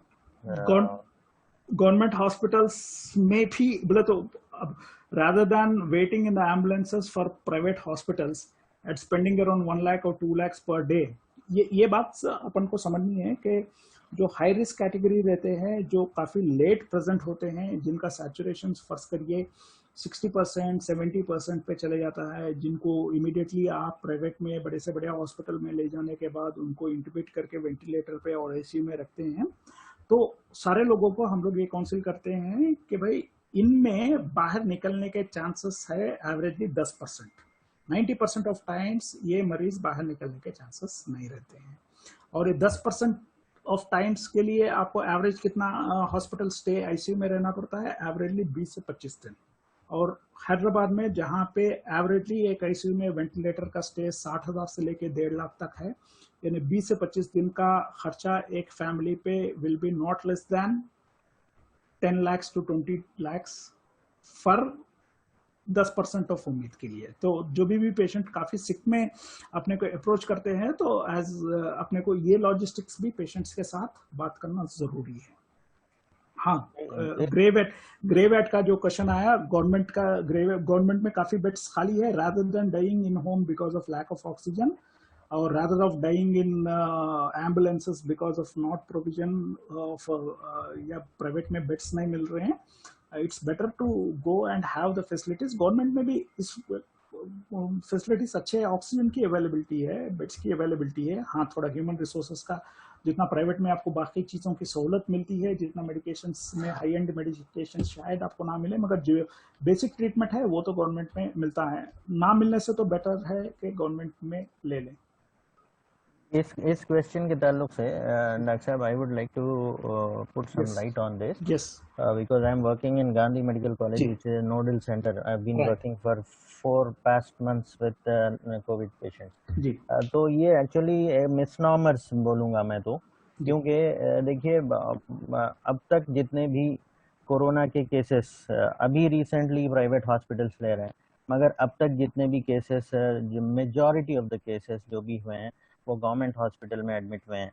ये चीज़ को जब इसका जो ट्रीट होके नॉर्मली क्यूर होके निकल रहे हैं उनके ताल्लुक से लोग सुनते नहीं हैं, मगर उसमें जो डेथ्स होते हैं उनके ताल्लुक से सुनते हैं और they have their own negative impression. इससे पूरी कम्युनिटी को नुकसान हो रहा है। Please don't make such statement. आप अब तक कोरोना के क्योर के लिए जो मेजर एफर्ट्स लगे हैं वो गवर्नमेंट हॉस्पिटल के हैं, मेजर जो भी स्टेक लिया है वो गवर्नमेंट हॉस्पिटल ने लिया है। आपको मैं बता दूं वहाँ पर we make rounds 4 times a day, 4 times a day, even for COVID patients. We spend time, we ask for their complaints, we give them treatment and all. तो ये चीज़ें हो रही हैं। ये गलत फहमियों की वजह से लोग गवर्नमेंट हॉस्पिटल से दूर भाग रहे हैं। ऐसे भी लोगों से मैंने सुना है कि गवर्नमेंट हॉस्पिटल को जाना कब्रिस्तान को जाने के बराबर। ये ऐसे स्टेटमेंट्स बराह करम मत कीजिए, इससे आपको बहुत सारे लोगों को आप जाने से रोक रहे हैं। जैसे डॉक्टर साहब अभी बोल रहे थे कि घर में ऑक्सीजन के वजह से या फिर स्केर्सिटी से मरने से तो बेटर है कि आप गवर्नमेंट हॉस्पिटल में आपको फ्रीली वहाँ पर अवेलेबल है। प्राइवेट हॉस्पिटल में सिर्फ ऑक्सीजन थेरेपी के लिए lakhs of rupees चार्ज किया जा रहा है। तो ऐसे उसमें जो फैसिलिटी अवेलेबल है उसको पॉजिटिवली देखें और इस तरीके के नेगेटिव स्टेटमेंट्स ना ही करें। और एक बात ये देखिए कि माइल्ड टू मॉडरेट सिम्टम्स जो होते हैं वो सिम्टम्स में माइल्ड टू मॉडरेट तो ठीक ही होते हैं। जितने प्राइवेट हॉस्पिटल्स हैं उनका टारगेट ग्रुप ये माइल्ड टू मॉडरेट सिम्टम्स वाले ही हैं। No private hospital is taking up serious cases. Honestly देखें तो ये सारे सीरियस केसेस गवर्नमेंट हॉस्पिटल में लैंड अप होते हैं। जब गवर्नमेंट हॉस्पिटल में सीरियस केसेस लैंड अप होते हैं तो जाहिर है वहाँ पर मोर्टेलिटी ज़्यादा होती है। तो उस चीज़ को देखकर एक गलत इंप्रेशन कायम कर लेना और इस तरीके से ओपन स्टेटमेंट्स पास करना, और जो लोग जो they might be a big group of people who might not be affordable to go to private hospital, let us not debar them of these facilities of government hospital. Let us encourage them. जो कुछ भी घर से तो better care हो सकता है, तो let us encourage people to go to government hospital. There are oxygen ports, there is oxygen facility. आपको माइल्ड टू मॉडरेट से जाकर एक बड़ा ग्रुप वो है जो ऑक्सीजन फैसिलिटी और ऑक्सीजन थेरेपी पर रिकवर हो सकता है। तो वैसे लोगों के लिए जब फ्री ऑक्सीजन थेरेपी मिल रही है, when they can be their lakhs of rupees can be saved, let us not discourage this facility. This is an earnest request from my side. ठीक है, नेक्स्ट क्वेश्चन ले लेते हैं। अच्छा खबीर, कंक्लूडिंग एक दो चीजें मैं बताना चाहूंगा क्योंकि अगर एक कट हो गया तो फिर मुश्किल है फॉर ऑल द पीपल जो डॉक्टर्स और नॉन डॉक्टर्स है, पर्टिकुलरली नॉन डॉक्टर्स को। तो दो तीन रिक्वेस्ट आपसे करना चाहते हैं। ये है कि कोई भी सिम्टम्स आपको 2 दिन से ज्यादा रहे तो आप अपने डॉक्टर को, प्राइमरी केयर डॉक्टर को आप कंसल्ट करिए, टेली कंसल्टेशन से या डायरेक्ट कंसल्टेशन से। सिम्टम्स तो काफी लोगों को मालूम है, जैसे सर दर्द है, बुखार है, खांसी है, गला खारिश हो रहा है, या नाक की बो चली गई, टेस्ट चले गया, लूज मोशन हो रहे, 2 दिन से ज्यादा सिम्टम्स हो तो आप करिए। क्यों करना है? क्योंकि अगर अपने को ये डायग्नोस हो जाता है कि भाई ये कोविड है या कोरोना है, तो थोड़े लोगों में, लगभग 15 से 20% लोगों में ये सीवियर वेराइटी जाता है। जब सीवियर में जाता है तो अपने पास थोड़े मेडिसिन हैं जो सही टाइम पे शुरू करने पे जो है वो उतना सीवियर जाने से अपन रोक सकते हैं। तो जितना जल्दी आपके सिम्टम्स आने के बाद आप अपने डॉक्टर से मिलेंगे, तो वो जब आपको रिपीटेडली टेस्ट करेंगे, आपके फॉलोअप में रहेंगे, तो खुदा ना खास्ता आप हाई रिस्क कैटेगरी में आते हैं तो आपके जान पे आने से पहले डॉक्टर्स पूरी कोशिश करेंगे थोड़े मेडिसिन देके कि भाई आप वहां तक ना जाएं। ये काफी इंपॉर्टेंट चीज है। दूसरी चीज है कि भाई ये चीज को पर्टिकुलरली कि इसका कोई दवा नहीं है, कोई वैक्सीन नहीं है बोल के घर पे रखने के बजाय, जैसे अभी डॉक्टर साहब भी बताए, गवर्नमेंट में भी काफी फैसिलिटीज अच्छे हैं। तो काफी मरीजों को हम लोग देख रहे हैं कि थोड़ा ऑक्सीजन सपोर्ट अगर 4 दिन 5 दिन का सपोर्ट देने के बाद काफी लोग वापस भी आ रहे हैं। तो वो वाला होप आप मत निकालिए। काफी लोग ये सोच रहे हैं कि भाई गांधी को जाएं या दूसरी जगह पे जाएं तो फिर वहां पे काफी चीजें ऐसे हो रही है। ऐसा मत करिए, क्योंकि पूरा जो पेशेंट का हक है पूरा ट्रीटमेंट मिलने का, इसके लिए एंकरेज करिए। Is corona airborne disease? This is one Yes, question. yes. Corona is airborne.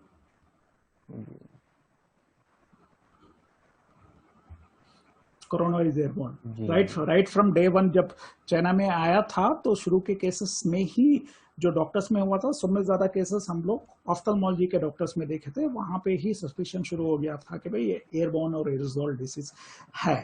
तो बगैर WHO and different government said that it is not airborne, अगर एयरबोर्न नहीं होती तो इतना ज्यादा हैदराबाद में फैला नहीं होता था, क्योंकि अल्हम्दुलिल्लाह most of us are sensible enough, हाथों का और बाकी चीजों का, फॉर्मेट्स का भी अपन ख्याल करते हैं। अभी रिसेंटली भी लैंसेट में स्टडी आया है कि फॉर्मेट्स का जितना हंगामा हुआ है, हाँ फॉर्मेट्स इंपॉर्टेंट है, यानी बाकी चीजों को छीने की वजह से, चेहरे पे लेके जाने की वजह से जो वायरस आ सकता है, मगर इसका उतना ज्यादा रोल नहीं है जितना कि एयरबोर्न का है। तो मोस्ट इंपॉर्टेंट चीज आपको जो करना है, जब भी आप जाते हैं तो हमेशा मास्क पहन के रखिए, राइट। मास्क पहनने का तरीका हर एक इंसान को आना चाहिए, और घर से निकलते वक्त अगर आप मास्क पहन के गए, घर में आए तक अगर आप मास्क पहन के रहे, पर्टिकुलरली आपको मास्क पहन के रहना है जब आप जो है क्राउडेड प्लेसेस में जा रहे हैं या क्लोज्ड एनवायरनमेंट में जा रहे हैं, तो आप मास्क पहन के रखिए। किसी से भी, पर्टिकुलरली अपने कोलीग्स से, फ्रेंड्स से, स्टाफ से बात करते खुद भी आप 6 फीट का डिस्टेंस मेंटेन करके रखिए, और जो है मास्क पहन के रखिए, क्योंकि अभी ये एयरबोर्न डिसीज है, तो आपके दोस्तों में, आपके कोलीग्स में भी एसिम्टोमेटिकली ये रह के वो जरिया बन सकता है आपको इन्फेक्शन आने का। तो इसलिए जो है मास्क पहन के ही आप जो है क्राउडेड प्लेसेस में और क्लोज्ड एनवायरनमेंट्स में जाइए। Can antivirals be prescribed at home? Remdesivir जो एंटीवायरल है, that is given only in hospitalization, because of जो कंपनी है वो हॉस्पिटल, उनका अभी कंप्लीट डाटा आने के लिए वो बोल रहे हैं हॉस्पिटलाइजेशन होने पे ही मरीजों को रेमडेसिविर मिलता है। फेविपिराविर मिलता है, मगर जैसे मैं बताया फेविपिराविर का प्लस और माइनस है। अगर मैं किसी को एंटीवायरल देने का प्रेफर करूंगा तो दैट इज रेमडेसिविर। रेमडेसिविर क्योंकि घर पे अवेलेबल नहीं है, तो I need to admit the patient for giving that antiviral. Does contact time with suspected or confirmed patient play any role in transmission? इस कॉन्टैक्ट टाइम का रहता है, क्योंकि एयरबॉर्न होता है, पर्टिकुलरली क्लोज रूम में अगर आप सस्पेक्ट के साथ ज्यादा टाइम स्पेंड करते हो तो आपको आने के चांसेस ज्यादा है। मगर स्पेसिफिकली ये नहीं बता सकते हैं वे 5 मिनट है, आधा घंटा है, मल्टीपल वो आए हैं, मगर फ्रैंकली अपन नहीं बता सकते हैं कितना कॉन्टैक्ट टाइम के साथ है। मगर हर एक से, आपके कोलीग्स हो या आपके दोस्त हो, आप ये मान के चलो आपका हर एक इंटरेक्शन जिससे भी हो रहा है वो शायद कोरोना पॉजिटिव हो, तो उससे जो जो एहतियात अपने को करना है वो सारे एहतियात को आप लेके चलिए।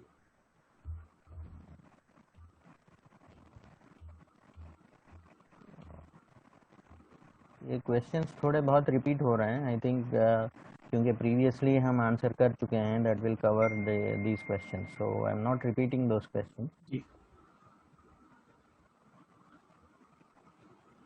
Preventive medicine for contacts and elderly nothing. थोड़ा इम्यूनिटी के लिए जो जो मैं चीजें बताया था, स्मूथीज एक्सेट्रा, वो चीजें करना है। बेटर है कि अगर कोई पॉजिटिव रहा तो उनसे दूर रखना है। पर्टिकुलरली जैसे मैं घर में रहता हूँ, मेरे वालिद साहब और वालदा रहते हैं, वो दूसरे कमरे में रहते हैं, क्योंकि मैं ओपीडी देखता हूँ, काफी पेशेंट्स कोरोना के भी आ जाते हैं एब्डोमिनल पेन के साथ, डायरिया के साथ, तो मैं अपने आप को अपने पेरेंट्स से दूर रखता हूँ। उनके दरवाजे के पास लगभग 6-7 फीट के दूर से, अस्सलाम वालेकुम, वालेकुम सलाम।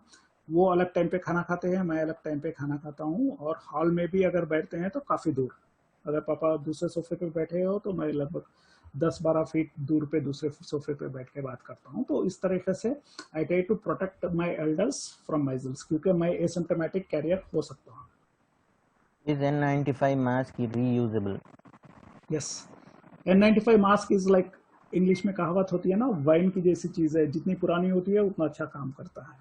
अगर आप पैथोफिजियोलॉजिकली देखें, उसके अंदर जो फाइब्रिल्स रहते हैं, उसमें जब भी फाइबर्स जाके फंसते हैं तो उतना ज्यादा वो काम करता है। तो when compare to a new N95 mask, N95 mask which is used multiple times will work better, अगर वो सॉइल ना हो, खराब ना हो और उसको होल्स ना पड़े। Role of broad spectrum antibiotics, because many people are giving it.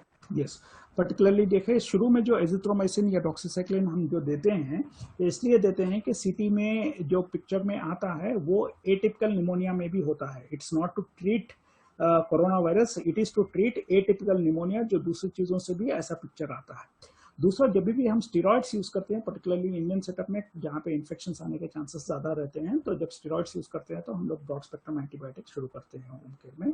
मगर जब एडमिट होने के बाद या पेशेंट को कोई फीवर आ गया या कुछ आ गया, तो नॉन सेलेक्टिव टेस्ट जैसे प्रोकैल्सिटोनिन है या ब्लड कल्चर से करके देखते हैं, उसके अकॉर्डिंगली एंटीबायोटिक्स को हम स्प्रेड करते हैं। पर्टिकुलरली जब हाई एंड मेडिसिन जैसे टोसिलिजुमैब जैसे मेडिसिन देते हैं जहाँ पे ग्राम पॉजिटिव स्टाफ ऑरियस के इन्फेक्शन और एंट्रोकोकस के इन्फेक्शन ज्यादा होते हैं, तो उसको भी कवर करते हैं।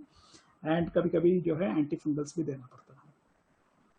Before we get to the end of this session, मेरा एक छोटा सा request है कि I get number of calls from different people कि HRCT chest करवा चुके हैं, उसमें findings हैं, positive बता दिया गया है, now we are getting worse, saturations गिर रहे हैं, गांधी में admit करवाइए। This is what I keep getting calls from। तो ऐसे लोगों के लिए मेरा एक बहुत ही request है, वो ये है कि please get COVID test done, nasopharyngeal swab done, because that is mandatory for admission in Gandhi Hospital। आज ही मैं अगर देखूं तो 7-8 केसेस ऐसे आए हैं जिसमें से 2 केसेस कैजुअलिटी में they were not refused admission before they could go to chest hospital or other Osmania hospital, they succumb। तो ऐसे केसेस देखने में आ रहे हैं। तो kindly do not ignore nasopharyngeal swab, though the sensitivity of HRCT is higher than any other test, but please do not ignore this because this is mandatory for admission in Gandhi should you need any admission खुदा न खास्ता। तो ये चीज़ को लोगों तक भी पहुंचाएं, हम सब पहुंचाने की ज़रूरत है ताकि लोगों को अच्छा ट्रीटमेंट मिल सके अगर वो लोग ज़रूरत पड़े या एडमिशन के लिए। Without getting covid test depend upon symptoms and HRCT findings, can we give FabiFlu?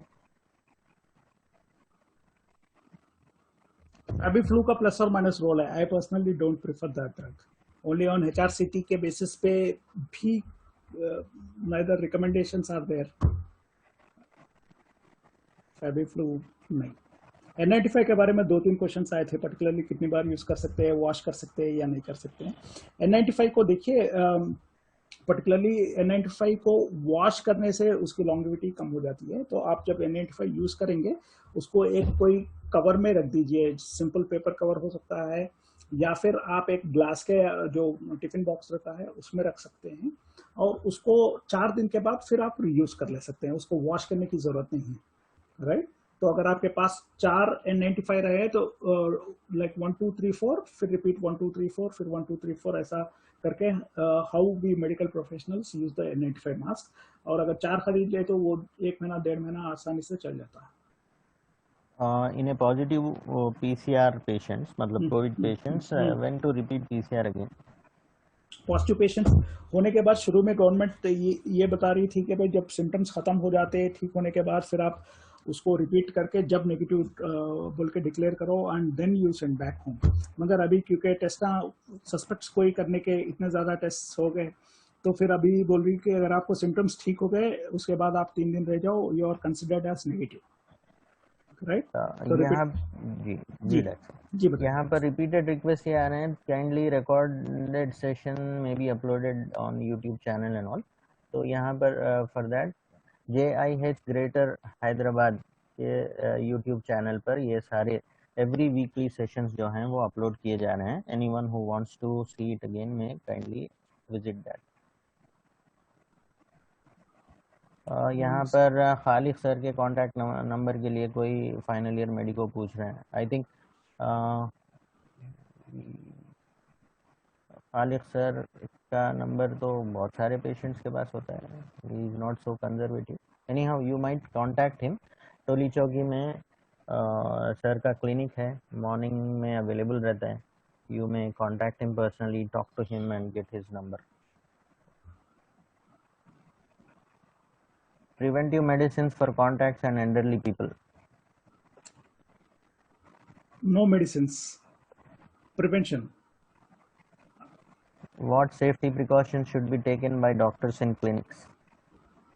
अभी तो ये है, probably थोड़े दिन के बाद मैं क्लिनिक भी बंद करूंगा, पूरे टेली कंसल्टेशन ही करूंगा।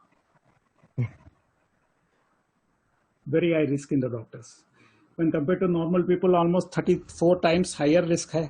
पर्टिकुलरली हम लोग जैसे एंडोस्कोपीज करते हैं या ENT के डॉक्टर्स या ऑफ्थल्मोलॉजी या डेंटल के, तो काफ़ी ज़्यादा है और काफ़ी ज़्यादा देख रहे हैं। अगर मैं गैस्ट्रो की बात करूं हैदराबाद में, at least 11 of my colleagues in gastroenterology got this infection, और उसमें से काफ़ी लोग अपने फैमिली मेम्बर्स को भी इन्फेक्ट करे हैं और उनके फैमिली मेम्बर्स भी आईसीयू में हैं, राइट। एंड हम लोग जो है इलेक्टिव एंडोस्कोपीज काफ़ी कम कर दिए, और इनफैक्ट मैं इलेक्टिव एंडोस्कोपीज बंद भी कर दिया ऑलमोस्ट फॉर 5-6 डेज। अब ओपीडी में भी जो है थोड़ा रिस्क है, जितना भी अपन प्रिकॉशंस लो, N95 मास्क पहनो, कंप्लीट पीपीई पहनो एंड दीज थिंग्स लो। सो स्लोली जो मैं टेली कंसल्टेशन कर रहा था, which was around 20% to 25% of my practice, इंशाल्लाह in the coming days I am shifting myself to 100% tele consultation. Probably थोड़ा फाइनेंशियल लॉस होता है, मगर being alive after 2 months or 3 months is more important then the financial losses. So we have seen many of our colleagues getting so severely infected. So it's better के we be very cautious, क्योंकि when compared to normal population अपन जो है high risk category में आते हैं। Particularly जैसे abdominal pain के cases जो मेरे पास आते हैं, उसमें 60% of the cases मैं जो देख रहा हूँ वो कोविड के आ रहे हैं। तो अभी मोस्ट ऑफ पर्टिकुलरली ENT हो, डेंटल हो, ऑफ्थल्मोलॉजी हो, या फिजिशियंस पर्टिकुलरली, ये सारे लोगों को आई रिक्वेस्ट के भाई you should be more cautious while seeing your patients. आप जितना हो सके उतना, या फिर बीच में पर्दा लगाएं या ग्लास रखें, अपने आप को शील्ड पहने, N95 पहने, डिस्टेंस मेंटेन करें, या फिर टेलीमेडिसिन यूज़ करें। सो अगर आपका मरीज आपको दिखाना ही है तो फिर वो टेलीमेडिसिन पे भी आ जाता है। तो try to be more cautious, particularly we should think not only about ourselves but also our family members, क्योंकि घर में अपने पेरेंट्स रहते हैं, बच्चे रहते हैं, वाइफ रहते हैं, तो we should try to be more cautious when compare to what it was before. आने वाले 2-3 महीने में particularly I request with all the doctors and colleagues to be as much cautious as possible. यहाँ पर I think this is the last question. If IgM positive is positive but PCR is negative, does the patient still needs admission in hospital? Admission depends upon the symptoms.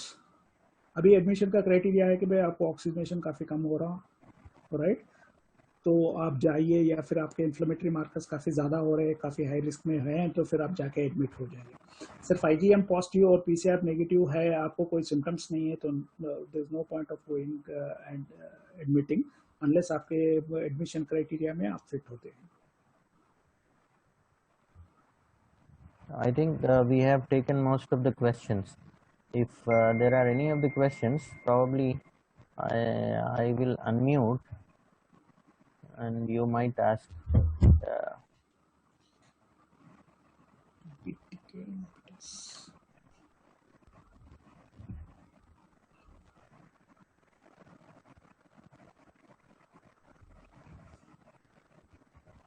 Can we give BTK inhibitors? What are BTK inhibitors? देखिए doctor साहब, only medicine that has been shown to be effective is dexamethasone. जो study आई थी recovery trial बोल के, जो वहाँ से Oxford से, ओनली दैट हैज शोन, और थोड़ा आपको आया था सेकंड रेमडेसिविर से।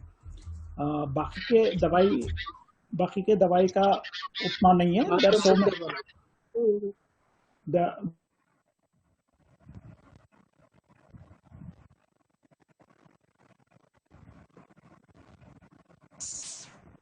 जी सर।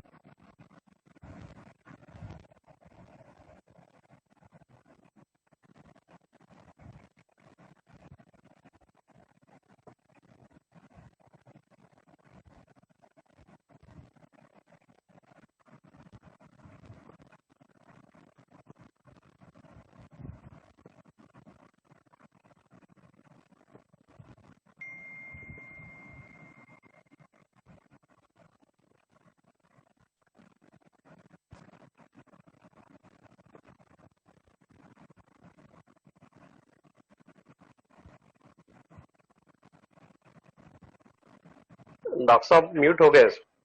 जी ये राइट, अभी सुनाई दे रहा? Am I audible, doctor Khabir? Yes right. मैं ये बोल रहा हूँ, तो अभी के मेडिसिन के लिहाज से देखिए, जहाँ पे हॉस्पिटलाइजेशन होता है, ऑक्सीजन की जरूरत होती है, वहाँ पे steroids, broad spectrum antibiotics, low molecular weight heparin, उसके बाद भी अगर पेशेंट इंप्रूव नहीं होते हैं, वर्सन होते हैं, पर्टिकुलरली इंटरल्यूकिन 6 बढ़ता है, तो सेकंड लाइन ऑफ थेरेपी में टोसिलिजुमैब के थोड़े स्टडीज आए हैं, अभी 2 गुड स्टडीज, रिट्रोस्पेक्टिव स्टडीज में अच्छा डाटा है। उससे भी अगर इंप्रूवमेंट नहीं होता है तो last resort is convergent plasma therapy. अभी तक तो ये चीज़ों का एविडेंस है, जैसे जैसे नई चीज़ों का एविडेंस आएगा इंशाल्लाह इसका ट्रीटमेंट के प्रोटोकॉल्स भी बदलते जाएंगे।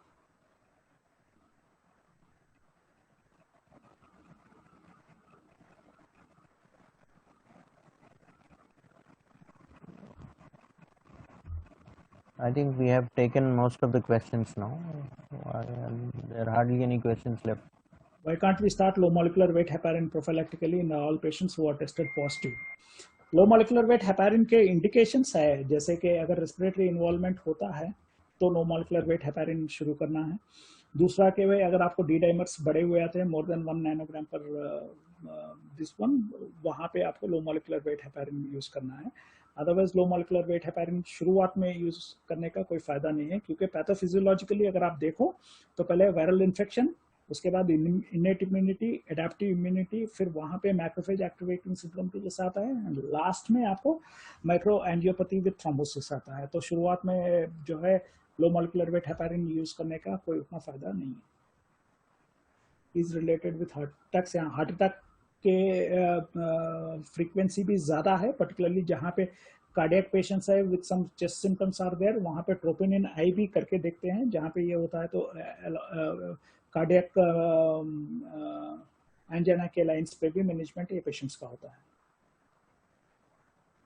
Is stomach pain a sign of COVID? Yes, in my cases, मैं जैसे गैस्ट्रोएंटरोलॉजिस्ट हूँ तो एब्डोमिनल पेन के केसेस आते हैं क्लोज टू, मैं अभी तक बोले तो क्लियर कट जो देखा हूँ उसमें अराउंड 12-13 केसेस देखा हूँ, जहाँ पे the patients present with some type of a gnawing pain. Commonly मैं लेफ्ट अपर क्वाड्रेंट में देखा हूँ, जो नेदर कॉलिकी रहता है nor burning type of pain रहता है, और उसके साथ साथ उनके फेस में थोड़ी सिकनिंग रहती है। एग्जामिनेशन पे मेरे को पेरिटोनिज्म के थोड़े साइंस रहते हैं, not completely peritonitis like thing, mild rigidity. उनका जब इनिशियल वर्कअप नेगेटिव होता है, और एब्डोमिनल सीटी जब मैं करा ऐसे पेशेंट्स में तो लोअर चेस्ट के कट्स में to my surprise I found covid. अभी जो है after seeing 3-4 cases now I am able to see के जब पेशेंट एब्डोमिनल पेन के साथ ऐसे टिपिकल प्रेजेंटेशन में आ रहा है, तो I am asking not only a CT of the chest for these patients wherein I am positively diagnosing them.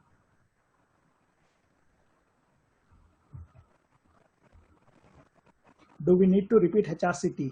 Patient अगर वर्सन हो रहा है तो इधर चेस्ट एक्सरे या HRCT करके आप देख सकते हैं, और जहाँ पे आपको क्लिनिकल कोरिलेशन नहीं मिलता है कि सिटी में कम है मगर सिम्टोमेटिकली अगर वो ज़्यादा है, क्योंकि कभी कभी ये पेशेंट्स में जैसे कभी कभी we see other causes of shortness of breath, जैसे अभी एंजाइना कार्डियक भी अपन सोचे थे, pulmonary thromboembolism is other case, जहाँ पे पेशेंट्स को शॉर्टनेस ऑफ ब्रेथ आ जाता है और अपन कोरोना बोल के सोचे रहते हैं। तो depending upon the clinical conditions, जहाँ पे पहले के सिटी में अपने को क्लियर कट एविडेंस नहीं है इतना सीवियर होने का, सडन शॉर्टनेस ऑफ ब्रेथ आता है, तो ऐसे पेशेंट्स में सिटी पल्मोनरी एंजियो भी करके देख सकते हैं, या फिर वर्सनन हो रहा है तो इन्वॉल्वमेंट ऑफ लंग कितना बढ़ रहा है या नहीं, ये देखने के लिए आप HRCT देख सकते हो, मगर इंप्रूवमेंट को देखने के लिए HRCT देखने की कोई जरूरत नहीं है।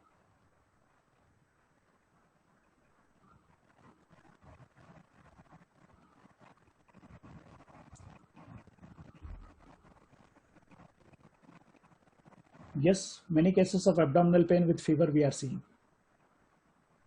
What diet I have touched on, if IgM is positive है but PCR negative है, still we do admission, ये क्वेश्चन अपन आंसर कर चुके थे कि सिर्फ एडमिशन का क्राइटेरिया अलग है, टेस्ट जो करते हैं वो कंफर्म करने के लिए करते हैं, तो जस्ट पॉजिटिव PCR और positive IgM will not mandate admission. Where to do test करके यहाँ पर एक क्वेश्चन है। There are so many government में भी, गवर्नमेंट के वेबसाइट पे it has given all the places, जैसे काफ़ी गवर्नमेंट के प्लेसेस में निम्स हॉस्पिटल हो गया, गांधी हो गया, आई डोंट नो अबाउट उस्मानिया, मगर यहाँ पे सरोजनी में कर रहे हैं, एरिया हॉस्पिटल में कर रहे हैं, टोली चुकी वाले एरिया में, and many private players are doing, and many home phlebotomist भी आके थोड़े लैब्स में घर पे आके सैंपल्स लेके भी जा रहे हैं विद बिगर लैब्स। तो उसका लिस्ट आपको मिल जाएगा, काफ़ी हेल्पलाइंस में जो है इसका लिस्ट आपको मिल जाएगा, you can contact any of the helpline, they will guide you in that.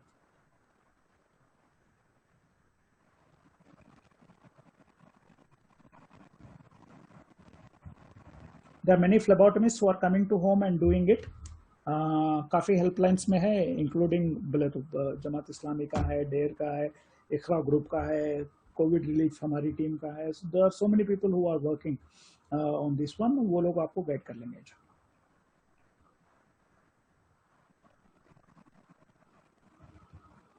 Government passed the GO regarding fixation of per day charges in private hospitals, but they are not being followed. What could be the reason? Private hospitals, बोले तो I am also an MBA in health care. तो private hospitals में profits ज़्यादा कुछ नहीं बनती है, depending upon. बोले तो ये वाला अभी का एपिसोड छोड़ दे तो जो हम बोलते हैं ना कि प्राइवेट हॉस्पिटल्स का एफडीटा काफ़ी कम रहता है, 12% to 20% ही रहता है. क्यों फॉलो नहीं कर रही है? हाँ, वो फॉलो कर रहे हैं, मगर हर एक चीज़ के लिए they have other things. Government जो है ये चीज़ का इतना फीस लगाओ बोल के बोली, वो चीज़ का वो लोग उतना ही फी लगाते हैं, बाकी चीज़ों का फी बढ़ा देते हैं. क्योंकि private hospitals have to sustain and have to have profit because they are in the business of doing business. They have not opened the hospital to do the service.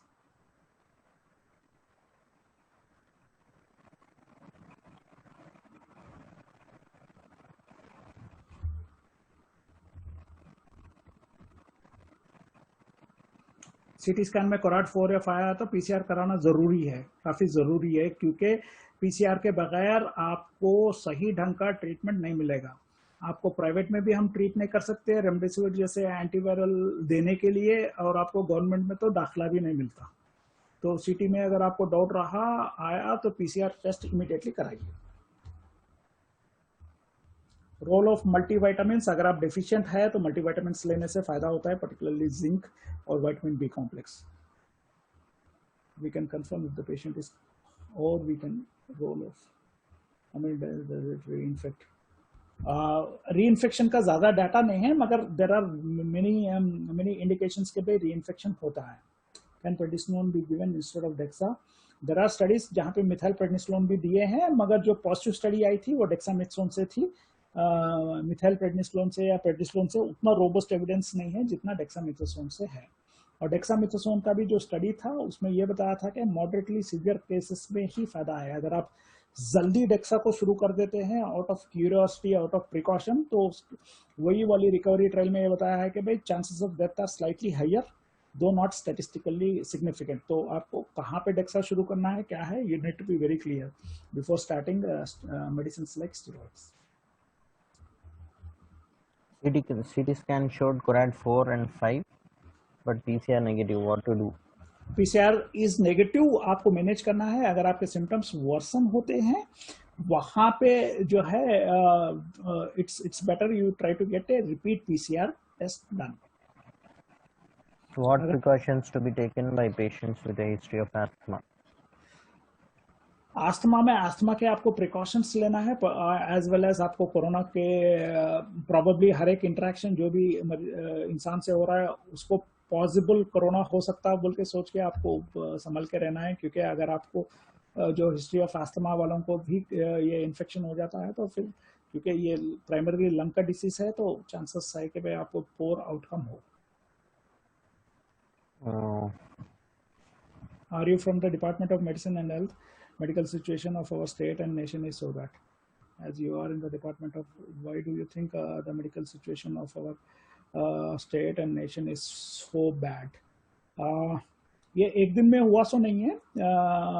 जो सिचुएशन बैड है इसमें दो चीजें हैं. हर एक चीज के लिए एक प्रोसेस इंपॉर्टेंट होता है. Right from the beginning the government doesn't spend more than 1.5% to 2% of GDP into the healthcare infrastructure. Second चीज, एटलीस्ट इन कोरोना पैंडेमिक में एटलीस्ट द एक्सपर्ट्स और the other bureaucracy who guide our politicians, our leaders are I don't know, for some reasons are not giving the correct advice. जैसे अभी doctor Kabir भी बोले थे कि आप एक डेडिकेटेड हॉस्पिटल बनाएं. आपको मालूम है कि भाई PCR टेस्ट 100% पॉजिटिव नहीं है, 1/3 to 2/3 ही आता है, मगर बाकी लोग फिर कहाँ जाए, राइट? उसके लिए क्लियर कट गाइडलाइंस नहीं है.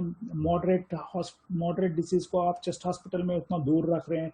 वहाँ पे जब पॉजिटिव आया और वो जब सीवियर हो रहा वहाँ से आप गांधी को भेज रहे हैं. So all that experts in the health who are guiding our politicians, I think they are not guiding them in a proper way to deal with this situation. N-acetylcysteine for cough. N-acetylcysteine is an antioxidant भी है, cough के लिए भी use करते हैं. तो rather than direct for cough, antioxidant का plus or minus role है. रोबस्ट एविडेंस कुछ नहीं है. You can give it like other things, जैसे आप जिंक भी दे दिए, आप विटामिन डी भी दे दिए, आप N-acetylcysteine दे सकते हैं. There is no harm in giving it. When to start dexamethasone, मैं उसमें आई हैव मेरा प्रेजेंटेशन में था. डेक्सामेथासोन हम लोग यूज करते हैं. देखिए डेक्सामेथासोन प्राइमरली जो है एडेप्टिव इम्यूनिटी पे काम करता है. एडेप्टिव इम्यूनिटी आपको जब खराब होती है तो you have to start dexamethasone. उसके लिए आपको मल्टीपल इन्फ्लेमेटरी मार्कर्स, कम से कम 2 से ज़्यादा चीज़ों में प्रॉब्लम होना है. पर्टिकुलरली हाई रिस्क ग्रुप में हम लोग कॉशियसली जल्दी इस्तेमाल करते हैं. रेस्पिरेटरी इन्वॉल्वमेंट में हम लोग कॉशियसली थोड़ा जल्दी इस्तेमाल करते हैं. जैसे इन्फ्लेमेटरी मार्कर्स है, जैसे मैं बताया न्यूट्रोफिल लिम्फोसाइट रेशियो हो, या सीआरपी बढ़ा हुआ हो, या फेरेटिन काफ़ी बढ़ रहा हो, या फिर एलडीएच काफ़ी बढ़ा हुआ हो, ऐसे कंडीशंस में हम लोग जो है डेक्सामेथासोन को शुरू करते हैं. डिपेंडिंग अपॉन, सिर्फ एक ही चीज़ पे नहीं, इन्फ्लेमेटरी मार्कर्स देखते हैं, पेशेंट का इन्वॉल्वमेंट ऑफ ऑर्गन्स देखते हैं, पेशेंट की रिस्क कैटेगरी देखते हैं, patterns of trend of investigations में कैसा हो रहा है देख के then we start the dexamethasone. Want to know about going outside for walking? आप अगर आप नेगेटिव हो, कोविड नेगेटिव हो, आप माशाल्लाह आप वॉक करिए. मगर प्रेफरेबली, क्योंकि नाउ कम्युनिटी स्प्रेड इतना ज़्यादा है, तो always wear a mask and go for a walking. Try not to go wherever there is crowd. आप अकेले वॉक करिए, माशाल्लाह उसमें कुछ नहीं है, मगर मास्क पहन के रखिए. मगर मास्क पहन के आप जॉब मत करिए, कभी कभी हाइपोक्सीमिया हो जाता है. अगर आप पॉजिटिव है, वॉक करना चाहते हैं, तो आपका खुद का घर है, इंडिविजुअल विला है, आपकी बड़ी ज़मीन है, आप वॉक करिए. Otherwise in a community and this one preferable है कि भाई आप जाके वॉक ना करें.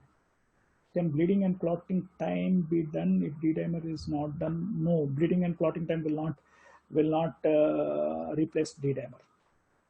N-acetylcysteine can be used for cough, particularly as an antioxidant. It helps rather than as a for the treatment of cough. Please advise simple tips for weight loss. Weight loss के लिए simple tips, रोज़ा रखना बेहतरीन तरीका है. हफ्ते में 2 दिन, पीर और जुमेरात. आपके नेकियां में थोड़ी नेकियां मेरे लिए, क्योंकि मैं एडवाइस कर रहा हूँ. This is the best way to lose your wait.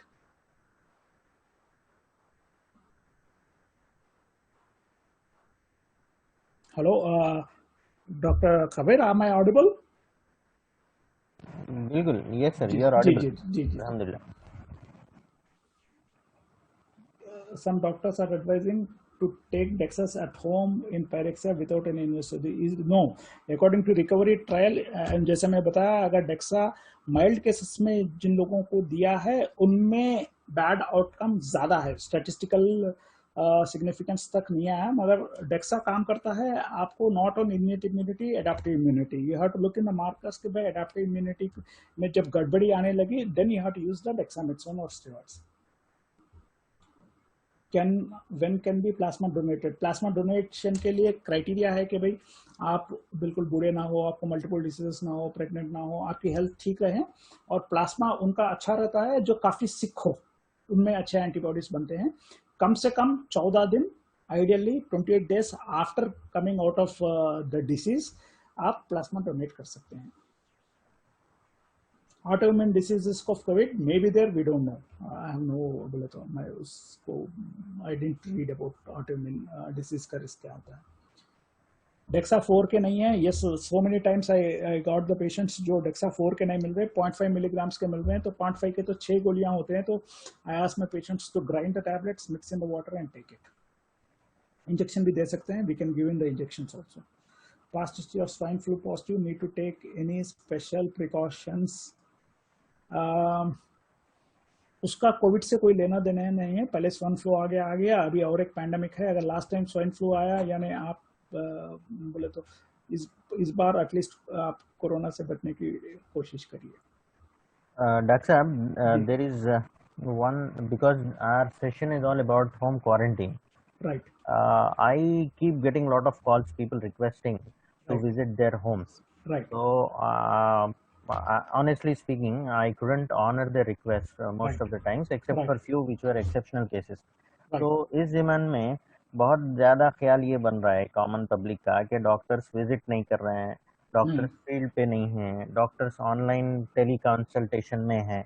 तो डॉक्टर्स की सेफ्टी और फिर पेशेंट केयर को जो है किस तरीके से बेहतर बनाया जा सकता है? देखिए, डॉक्टर जब आपके घर पे आके विजिट करते हैं, वो सारी चीजें टेली कंसल्टेशन में वीडियो में हो जाते हैं। जो पैरामीटर्स हम लोग देखते हैं वो क्या देखते हैं, एक सैचुरेशन देखते हैं, राइट।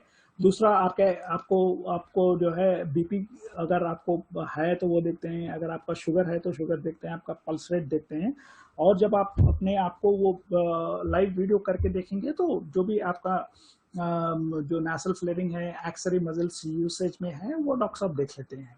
सो डॉक्टर पर्सनली आके हाथ लगा के देख के वो अपने जान पे लाने की वो उतनी जरूरत नहीं है। मोस्ट ऑफ द थिंग्स जो है आप विदाउट डॉक्टर्स होम विजिट भी कर सकते हैं। इनफैक्ट हम लोगों ने जो आइसोलेशन सेंटर्स का भी ऐसे डिजाइन करे हैं, और काफी प्लेसेस पे आप ये देखते हैं कि भाई टेली आईसीयू भी चल रहा है, जहाँ पे पेशेंट के जो भी मॉनिटर पे उनका पल्स रेट है, बीपी है, सैचुरेशन है, वो सारे पैरामीटर्स सेंट्रल रूम में आ जाते हैं। तो हर एक चीज के लिए डॉक्टर नजदीक जाके देखने की जरूरत नहीं है। इनफैक्ट वो देखने से आपको शायद ही कुछ फायदा हो, मगर डॉक्टर को नुकसान होने के चांसेस ज्यादा है। जैसे मैं बताया कि भाई डॉक्टर्स जो हेल्थ केयर प्रोफेशनल्स को ऑलमोस्ट 33-34 टाइम्स हायर रिस्क है when compare to normal public. ये चीज़ को हमको पब्लिक, जनरल पब्लिक में ले जाना चाहिए कि डॉक्टर्स अगर आकर पल्स देख रहे हैं, हाथ लगा रहे हैं, तभी जाकर डॉक्टर सर्विस दे रहे हैं, वरना डॉक्टर्स भाग गए मैदान छोड़ के, वो मैदान में नहीं है। ये चीज़ों को दूर करना है, because this is a changing trend. जिस तरीके से हम पहले देखते थे वैसा मुमकिन नहीं है, because this is a very highly transmissible disease. So we have to respect all those things, take care of the safety.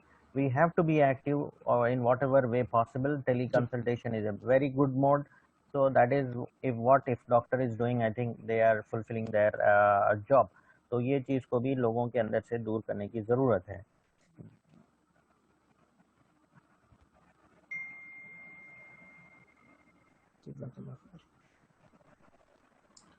एक चीज यहाँ पर होम टेस्टिंग के ताल्लुक से भी आ रही थी जी। तो उस ज़िमन में थोड़ा सा कंसर्न ये था डॉक्टर साहब के जो कलेक्शन के लिए आ जाते हैं वो लोगों को ensure that they are wearing a good mask, because they keep visiting most of the times patients with symptoms to collect samples. तो हमारी ये जिम्मेदारी है कि हम ये देखें कि वो अच्छी तरह अपने मास्क लगाए हुए हैं, they are coming properly masked, so that they don't transmit infection from one patient to the other. Unnecessary risk बढ़ जाता है, तो वो चीज़ का भी ध्यान रखना है। उनको भी प्रॉपरली, जैसे डॉक्टर्स की ट्रेनिंग होती है, उनको भी पीपी कैसा पहनना, कैसा डॉफिंग करना, कैसे डॉनिंग करना, ये सिखाना है। एंड हम लोग एटलीस्ट जो हम लोग कर रहे हैं हमारे फ्लेबोटमी में जो हेल्प कर रहे हैं उन लोगों का, we took some sort of insurance which pays around 5 lakhs if at all they become sick because of corona. Good, mashallah. Tocilizumab is a psoriasis medicine. I have no idea. It is used in autoimmune conditions, rheumatoid arthritis और बाकी उसमें, मगर I have read only in relation with COVID. मैं बाकी autoimmune में I haven't gone into depth for reading about it. My dad is a heart patient. We have got PCR done. Doctor advised to get home quarantine and come after 10 days. He is doing fine now and don't show symptoms. Should we get or wait for 10 days? नहीं, PCR तो आपको कराना ही है। We haven't, नहीं, आपको PCR तो कराना ही है, क्योंकि देखिए most of the worsening of the cases जो होते हैं वो सेकंड वीक में होते हैं। 5 दिन के बाद से अक्सर जो है second week is the place जहाँ पे पेशेंट्स डाउन जाते हैं। जैसे आपके फादर हार्ट के पेशेंट है, तो आप डॉक्टर है, आपके वालिद साहब है, तो ऑब्वियसली उनकी एज भी ज्यादा रहती, तो रिस्क कैटेगरी में, हाई कैटेगरी में आते हैं, और उनका कोराइड 4 है, इसका मतलब कोरोना रहने के चांसेस है। आप पीसीआर फटाफट कराइए डॉक्टर साहब, ताकि खुदा ना खास्ता अगर उनकी तबीयत डाउन होती है, कल के दिन अपने को एंटीवायरल्स देना है, प्राइवेट में हो या फिर अपन गवर्नमेंट में एडमिट करना हो, without PCR nothing is going to be done. So please get the PCR done और अपने फिजिशियन से पूछिए, बाकी इन्फ्लेमेटरी मार्कर्स भी करा के उनको क्लोज मॉनिटर कराइए, क्योंकि खुदा ना खास्ता अगर इन्फ्लेमेटरी मार्कर्स बढ़ रहे हैं विच starts increasing generally after about 5 days के बाद या सेकेंड वीक में, तो वहाँ पे उनको स्टेरॉइड्स या लो मोलिकुलर वेट हेपारिन शुरू करने की जरूरत पड़ती है। My mother suffered from pneumonia and was admitted for 3 times in a year. What precautions should we take now? Should take pneumonia vaccine again? हाँ, pneumonia repeatedly आ रहा elderly में, तो there are vaccines against the influenza virus जो repeatedly flu करता है, तो वो vaccine आप अपने pulmonologist को मिलके take that vaccine to her। और बाकी चीज़ों का भी आप रखिए कि बार बार निमोनिया आने के एक्सेप्ट एक तो वायरस प्रिसिपिटेट करता है, उसके साथ साथ घर में कोई ऐसे एलर्जिक चीज़ें नहीं है, कोई एनवायरनमेंट ऐसा तो नहीं है जो उनको बार बार जो है चेस्ट में इन्फ्लेमेशन करके एलर्जी करके सेकेंडरी निमोनिया कर रहा है। तो look into the environment, get the flu shot to her. Pulse oximeter role definitely है, क्योंकि पल्स ऑक्सीमीटर से 2 रोल होता है, क्योंकि यहाँ पे एक कंडीशन होता है जो हैप्पी हाइपोक्सीमिया बोलते हैं, यानी काफी एक मरीज है जिसको सिर्फ फीवर के सिम्टम्स है या बॉडी पेन के, चेस्ट के कोई सिम्टम्स नहीं है, कभी कभी वो पल्स ऑक्सीमीटर लगा के देखते हैं तो उनको ऑक्सीजन कम रहता है, तो इसको हम हैप्पी हाइपोक्सीमिया बोलते हैं, यानी इंसान को मालूम ही नहीं होता जब ऑक्सीजन कम हो जाता है। ये कैटेगरी ऑफ मरीजें भी रहते हैं, तो जिनको भी सीवियर सिम्टम्स रहते हैं वो पल्स ऑक्सीमीटर ले लें और वो मॉनिटर करें, और सुबह और शाम। और दूसरा पल्स ऑक्सीमीटर का ये है कि भाई 95 से कम आ रहा तो इसका मतलब भाई पुल अप द सॉक्स, ये में भी रिक्वायरिंग हॉस्पिटलाइजेशन, 93 से कम आ गया आपको हॉस्पिटलाइजेशन की जरूरत पड़ती है। दूसरा एक होता है 6 मिनट्स वॉक टेस्ट, यानी अपने कमरे में या कहीं पे आप शुरू में बेसलाइन पल्स ऑक्सीमीटर में अपना सैचुरेशन देख लें, नोट डाउन कर लें और 6 मिनट आप चलें। 6 मिनट चलने के बाद फिर आप बैठ के आप अपना पल्स ऑक्सीमीटर लगा के देखें, अगर 2% से ज़्यादा आपका नीचे हो रहा है, इसका मतलब आपके ऑक्सीजन ट्रांसमिशन जो लंग में हो रहा है वो ढंग से नहीं हो रहा, तो you are slowly progressing into the lung environment. तो वहाँ पे आपके डॉक्टर से फिर आपको कंसल्ट करके फर्दर ट्रीटमेंट लेना होता है। डॉक्टर साहब, do homes applying personnel need to change PPE for the patient, for patient to patient, or just they can change their glove? It depend करता है। देखिए आइडियल सिनेरियो में क्या है, आप पीपीई जो पहनते हैं that is ideally to be used for one session और वन थिंग। अगर फर्ज करो, मैं आइडियल सिचुएशन की बात कर रहा हूँ कि मेरे घर में कोई पॉजिटिव पेशेंट है, आए लिए गए, वो पेशेंट के पास से जो भी वायरस था उनके पीपीई पे आके बैठ गया, वो नेक्स्ट गए दूसरे घर में, दूसरे घर में सिर्फ एक पेशेंट ही नहीं है, पेशेंट के साथ बाकी अटेंडेंट्स भी है। So that PPE with the patient, which is a phlebotomist is bringing from the other place and using it repeatedly, is going to be a source of spreading the infection in the other home environment. So ideally, one PPE should be used for one patient and then it has to be discarded. Inflammatory markers I have discussed. Inflammatory markers में हम लोग CRP देखते हैं. Second thing we look at LDH, ferritin देखते हैं, and we look at D-dimer, which is also not directly an inflammatory marker, but the other marker. ESR भी हम लोग देखते हैं. Should pneumonia vaccination should be taken every yearly? There are indications for taking the pneumonia vaccines, not for everyone. Elderly population में pneumonia vaccines are given yearly and 3 yearly, depending upon which vaccine they are giving. What has to be done after treatment to declare that then treatment is over? No test to be done according to government things. Symptom free, post symptom free. If 3 days you are staying, that means you are free of coronavirus. What about prone ventilation? Prone ventilation के बारे में एक चीज बताना है, जब भी oxygenation थोड़ा कम होता है तो प्रोन वेंटिलेशन में लंग के पीछे के बेसिस में आपको अच्छा ऑक्सीजन आता है। तो इसमें ये देखा गया कि लंग के पीछे के हिस्से they should be more open.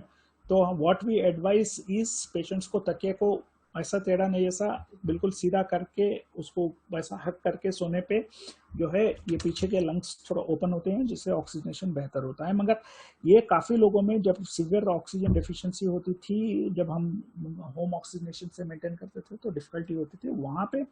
One thing that I advise to many of my patients is, जैसे फर्ज करिए पलंग पे बैठ के खाना खाने के लिए आप छोटा सा कुछ टेबल ले लिए, तो वैसा एक टेबल रख के उस पर तकिया रख के अगर पेशेंट सामने प्रोन होकर सोते हैं तो उससे भी ऑक्सीजनेशन काफ़ी मरीजों का बेहतर है. Prone ventilation in ARDS as well as in COVID where oxygen levels are low has been shown to be having better results, क्योंकि अभी होम ऑक्सीजनेशन अपन मैनेज नहीं कर रहे हैं, तो प्रोन वेंटिलेशन का होम में कोई फायदा नहीं है.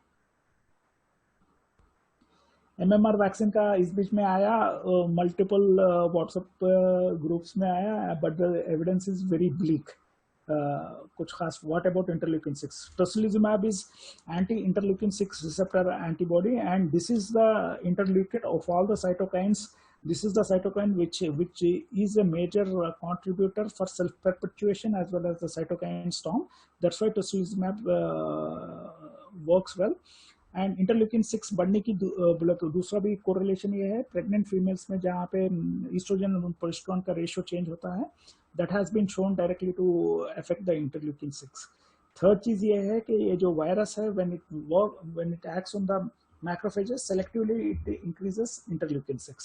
So interleukin 6 is the cytokine which has major role to play in the mortality and morbidity of these patients. That's why a drug like tocilizumab is being used.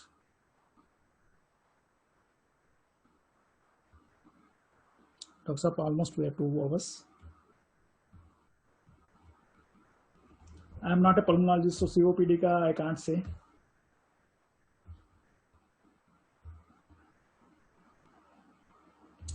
If symptoms persist even after 14 days quarantine in the elderly patient, when do de-quarantine time?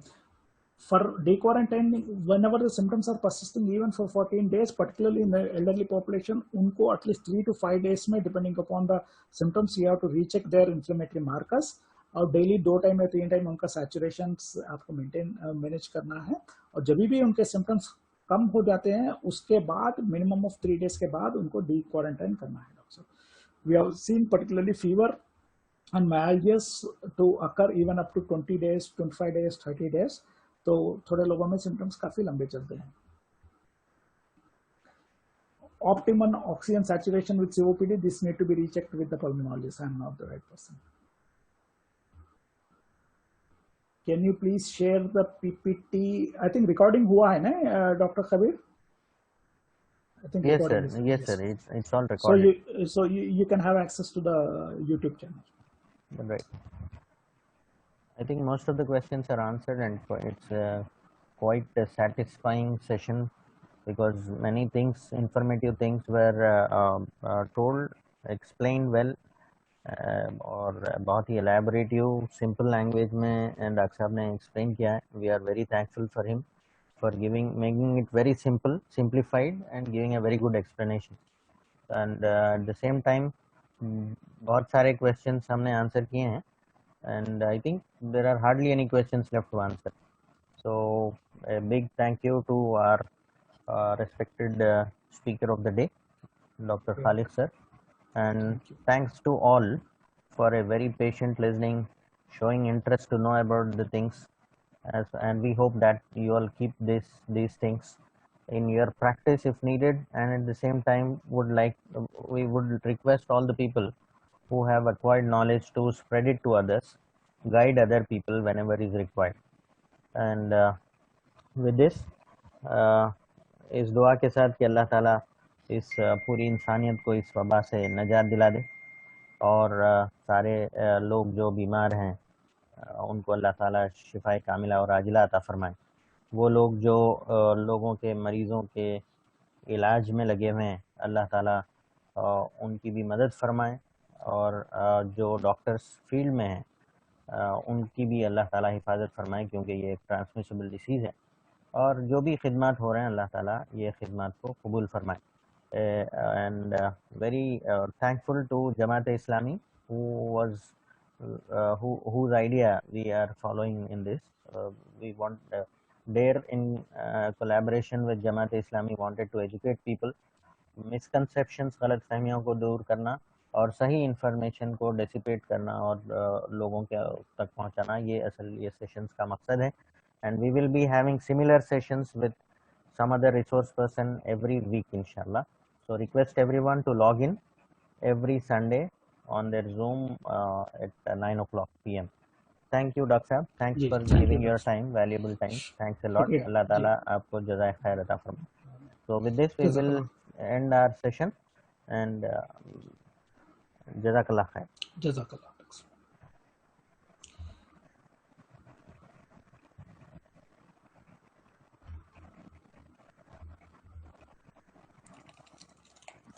Dinner हो गया आपका?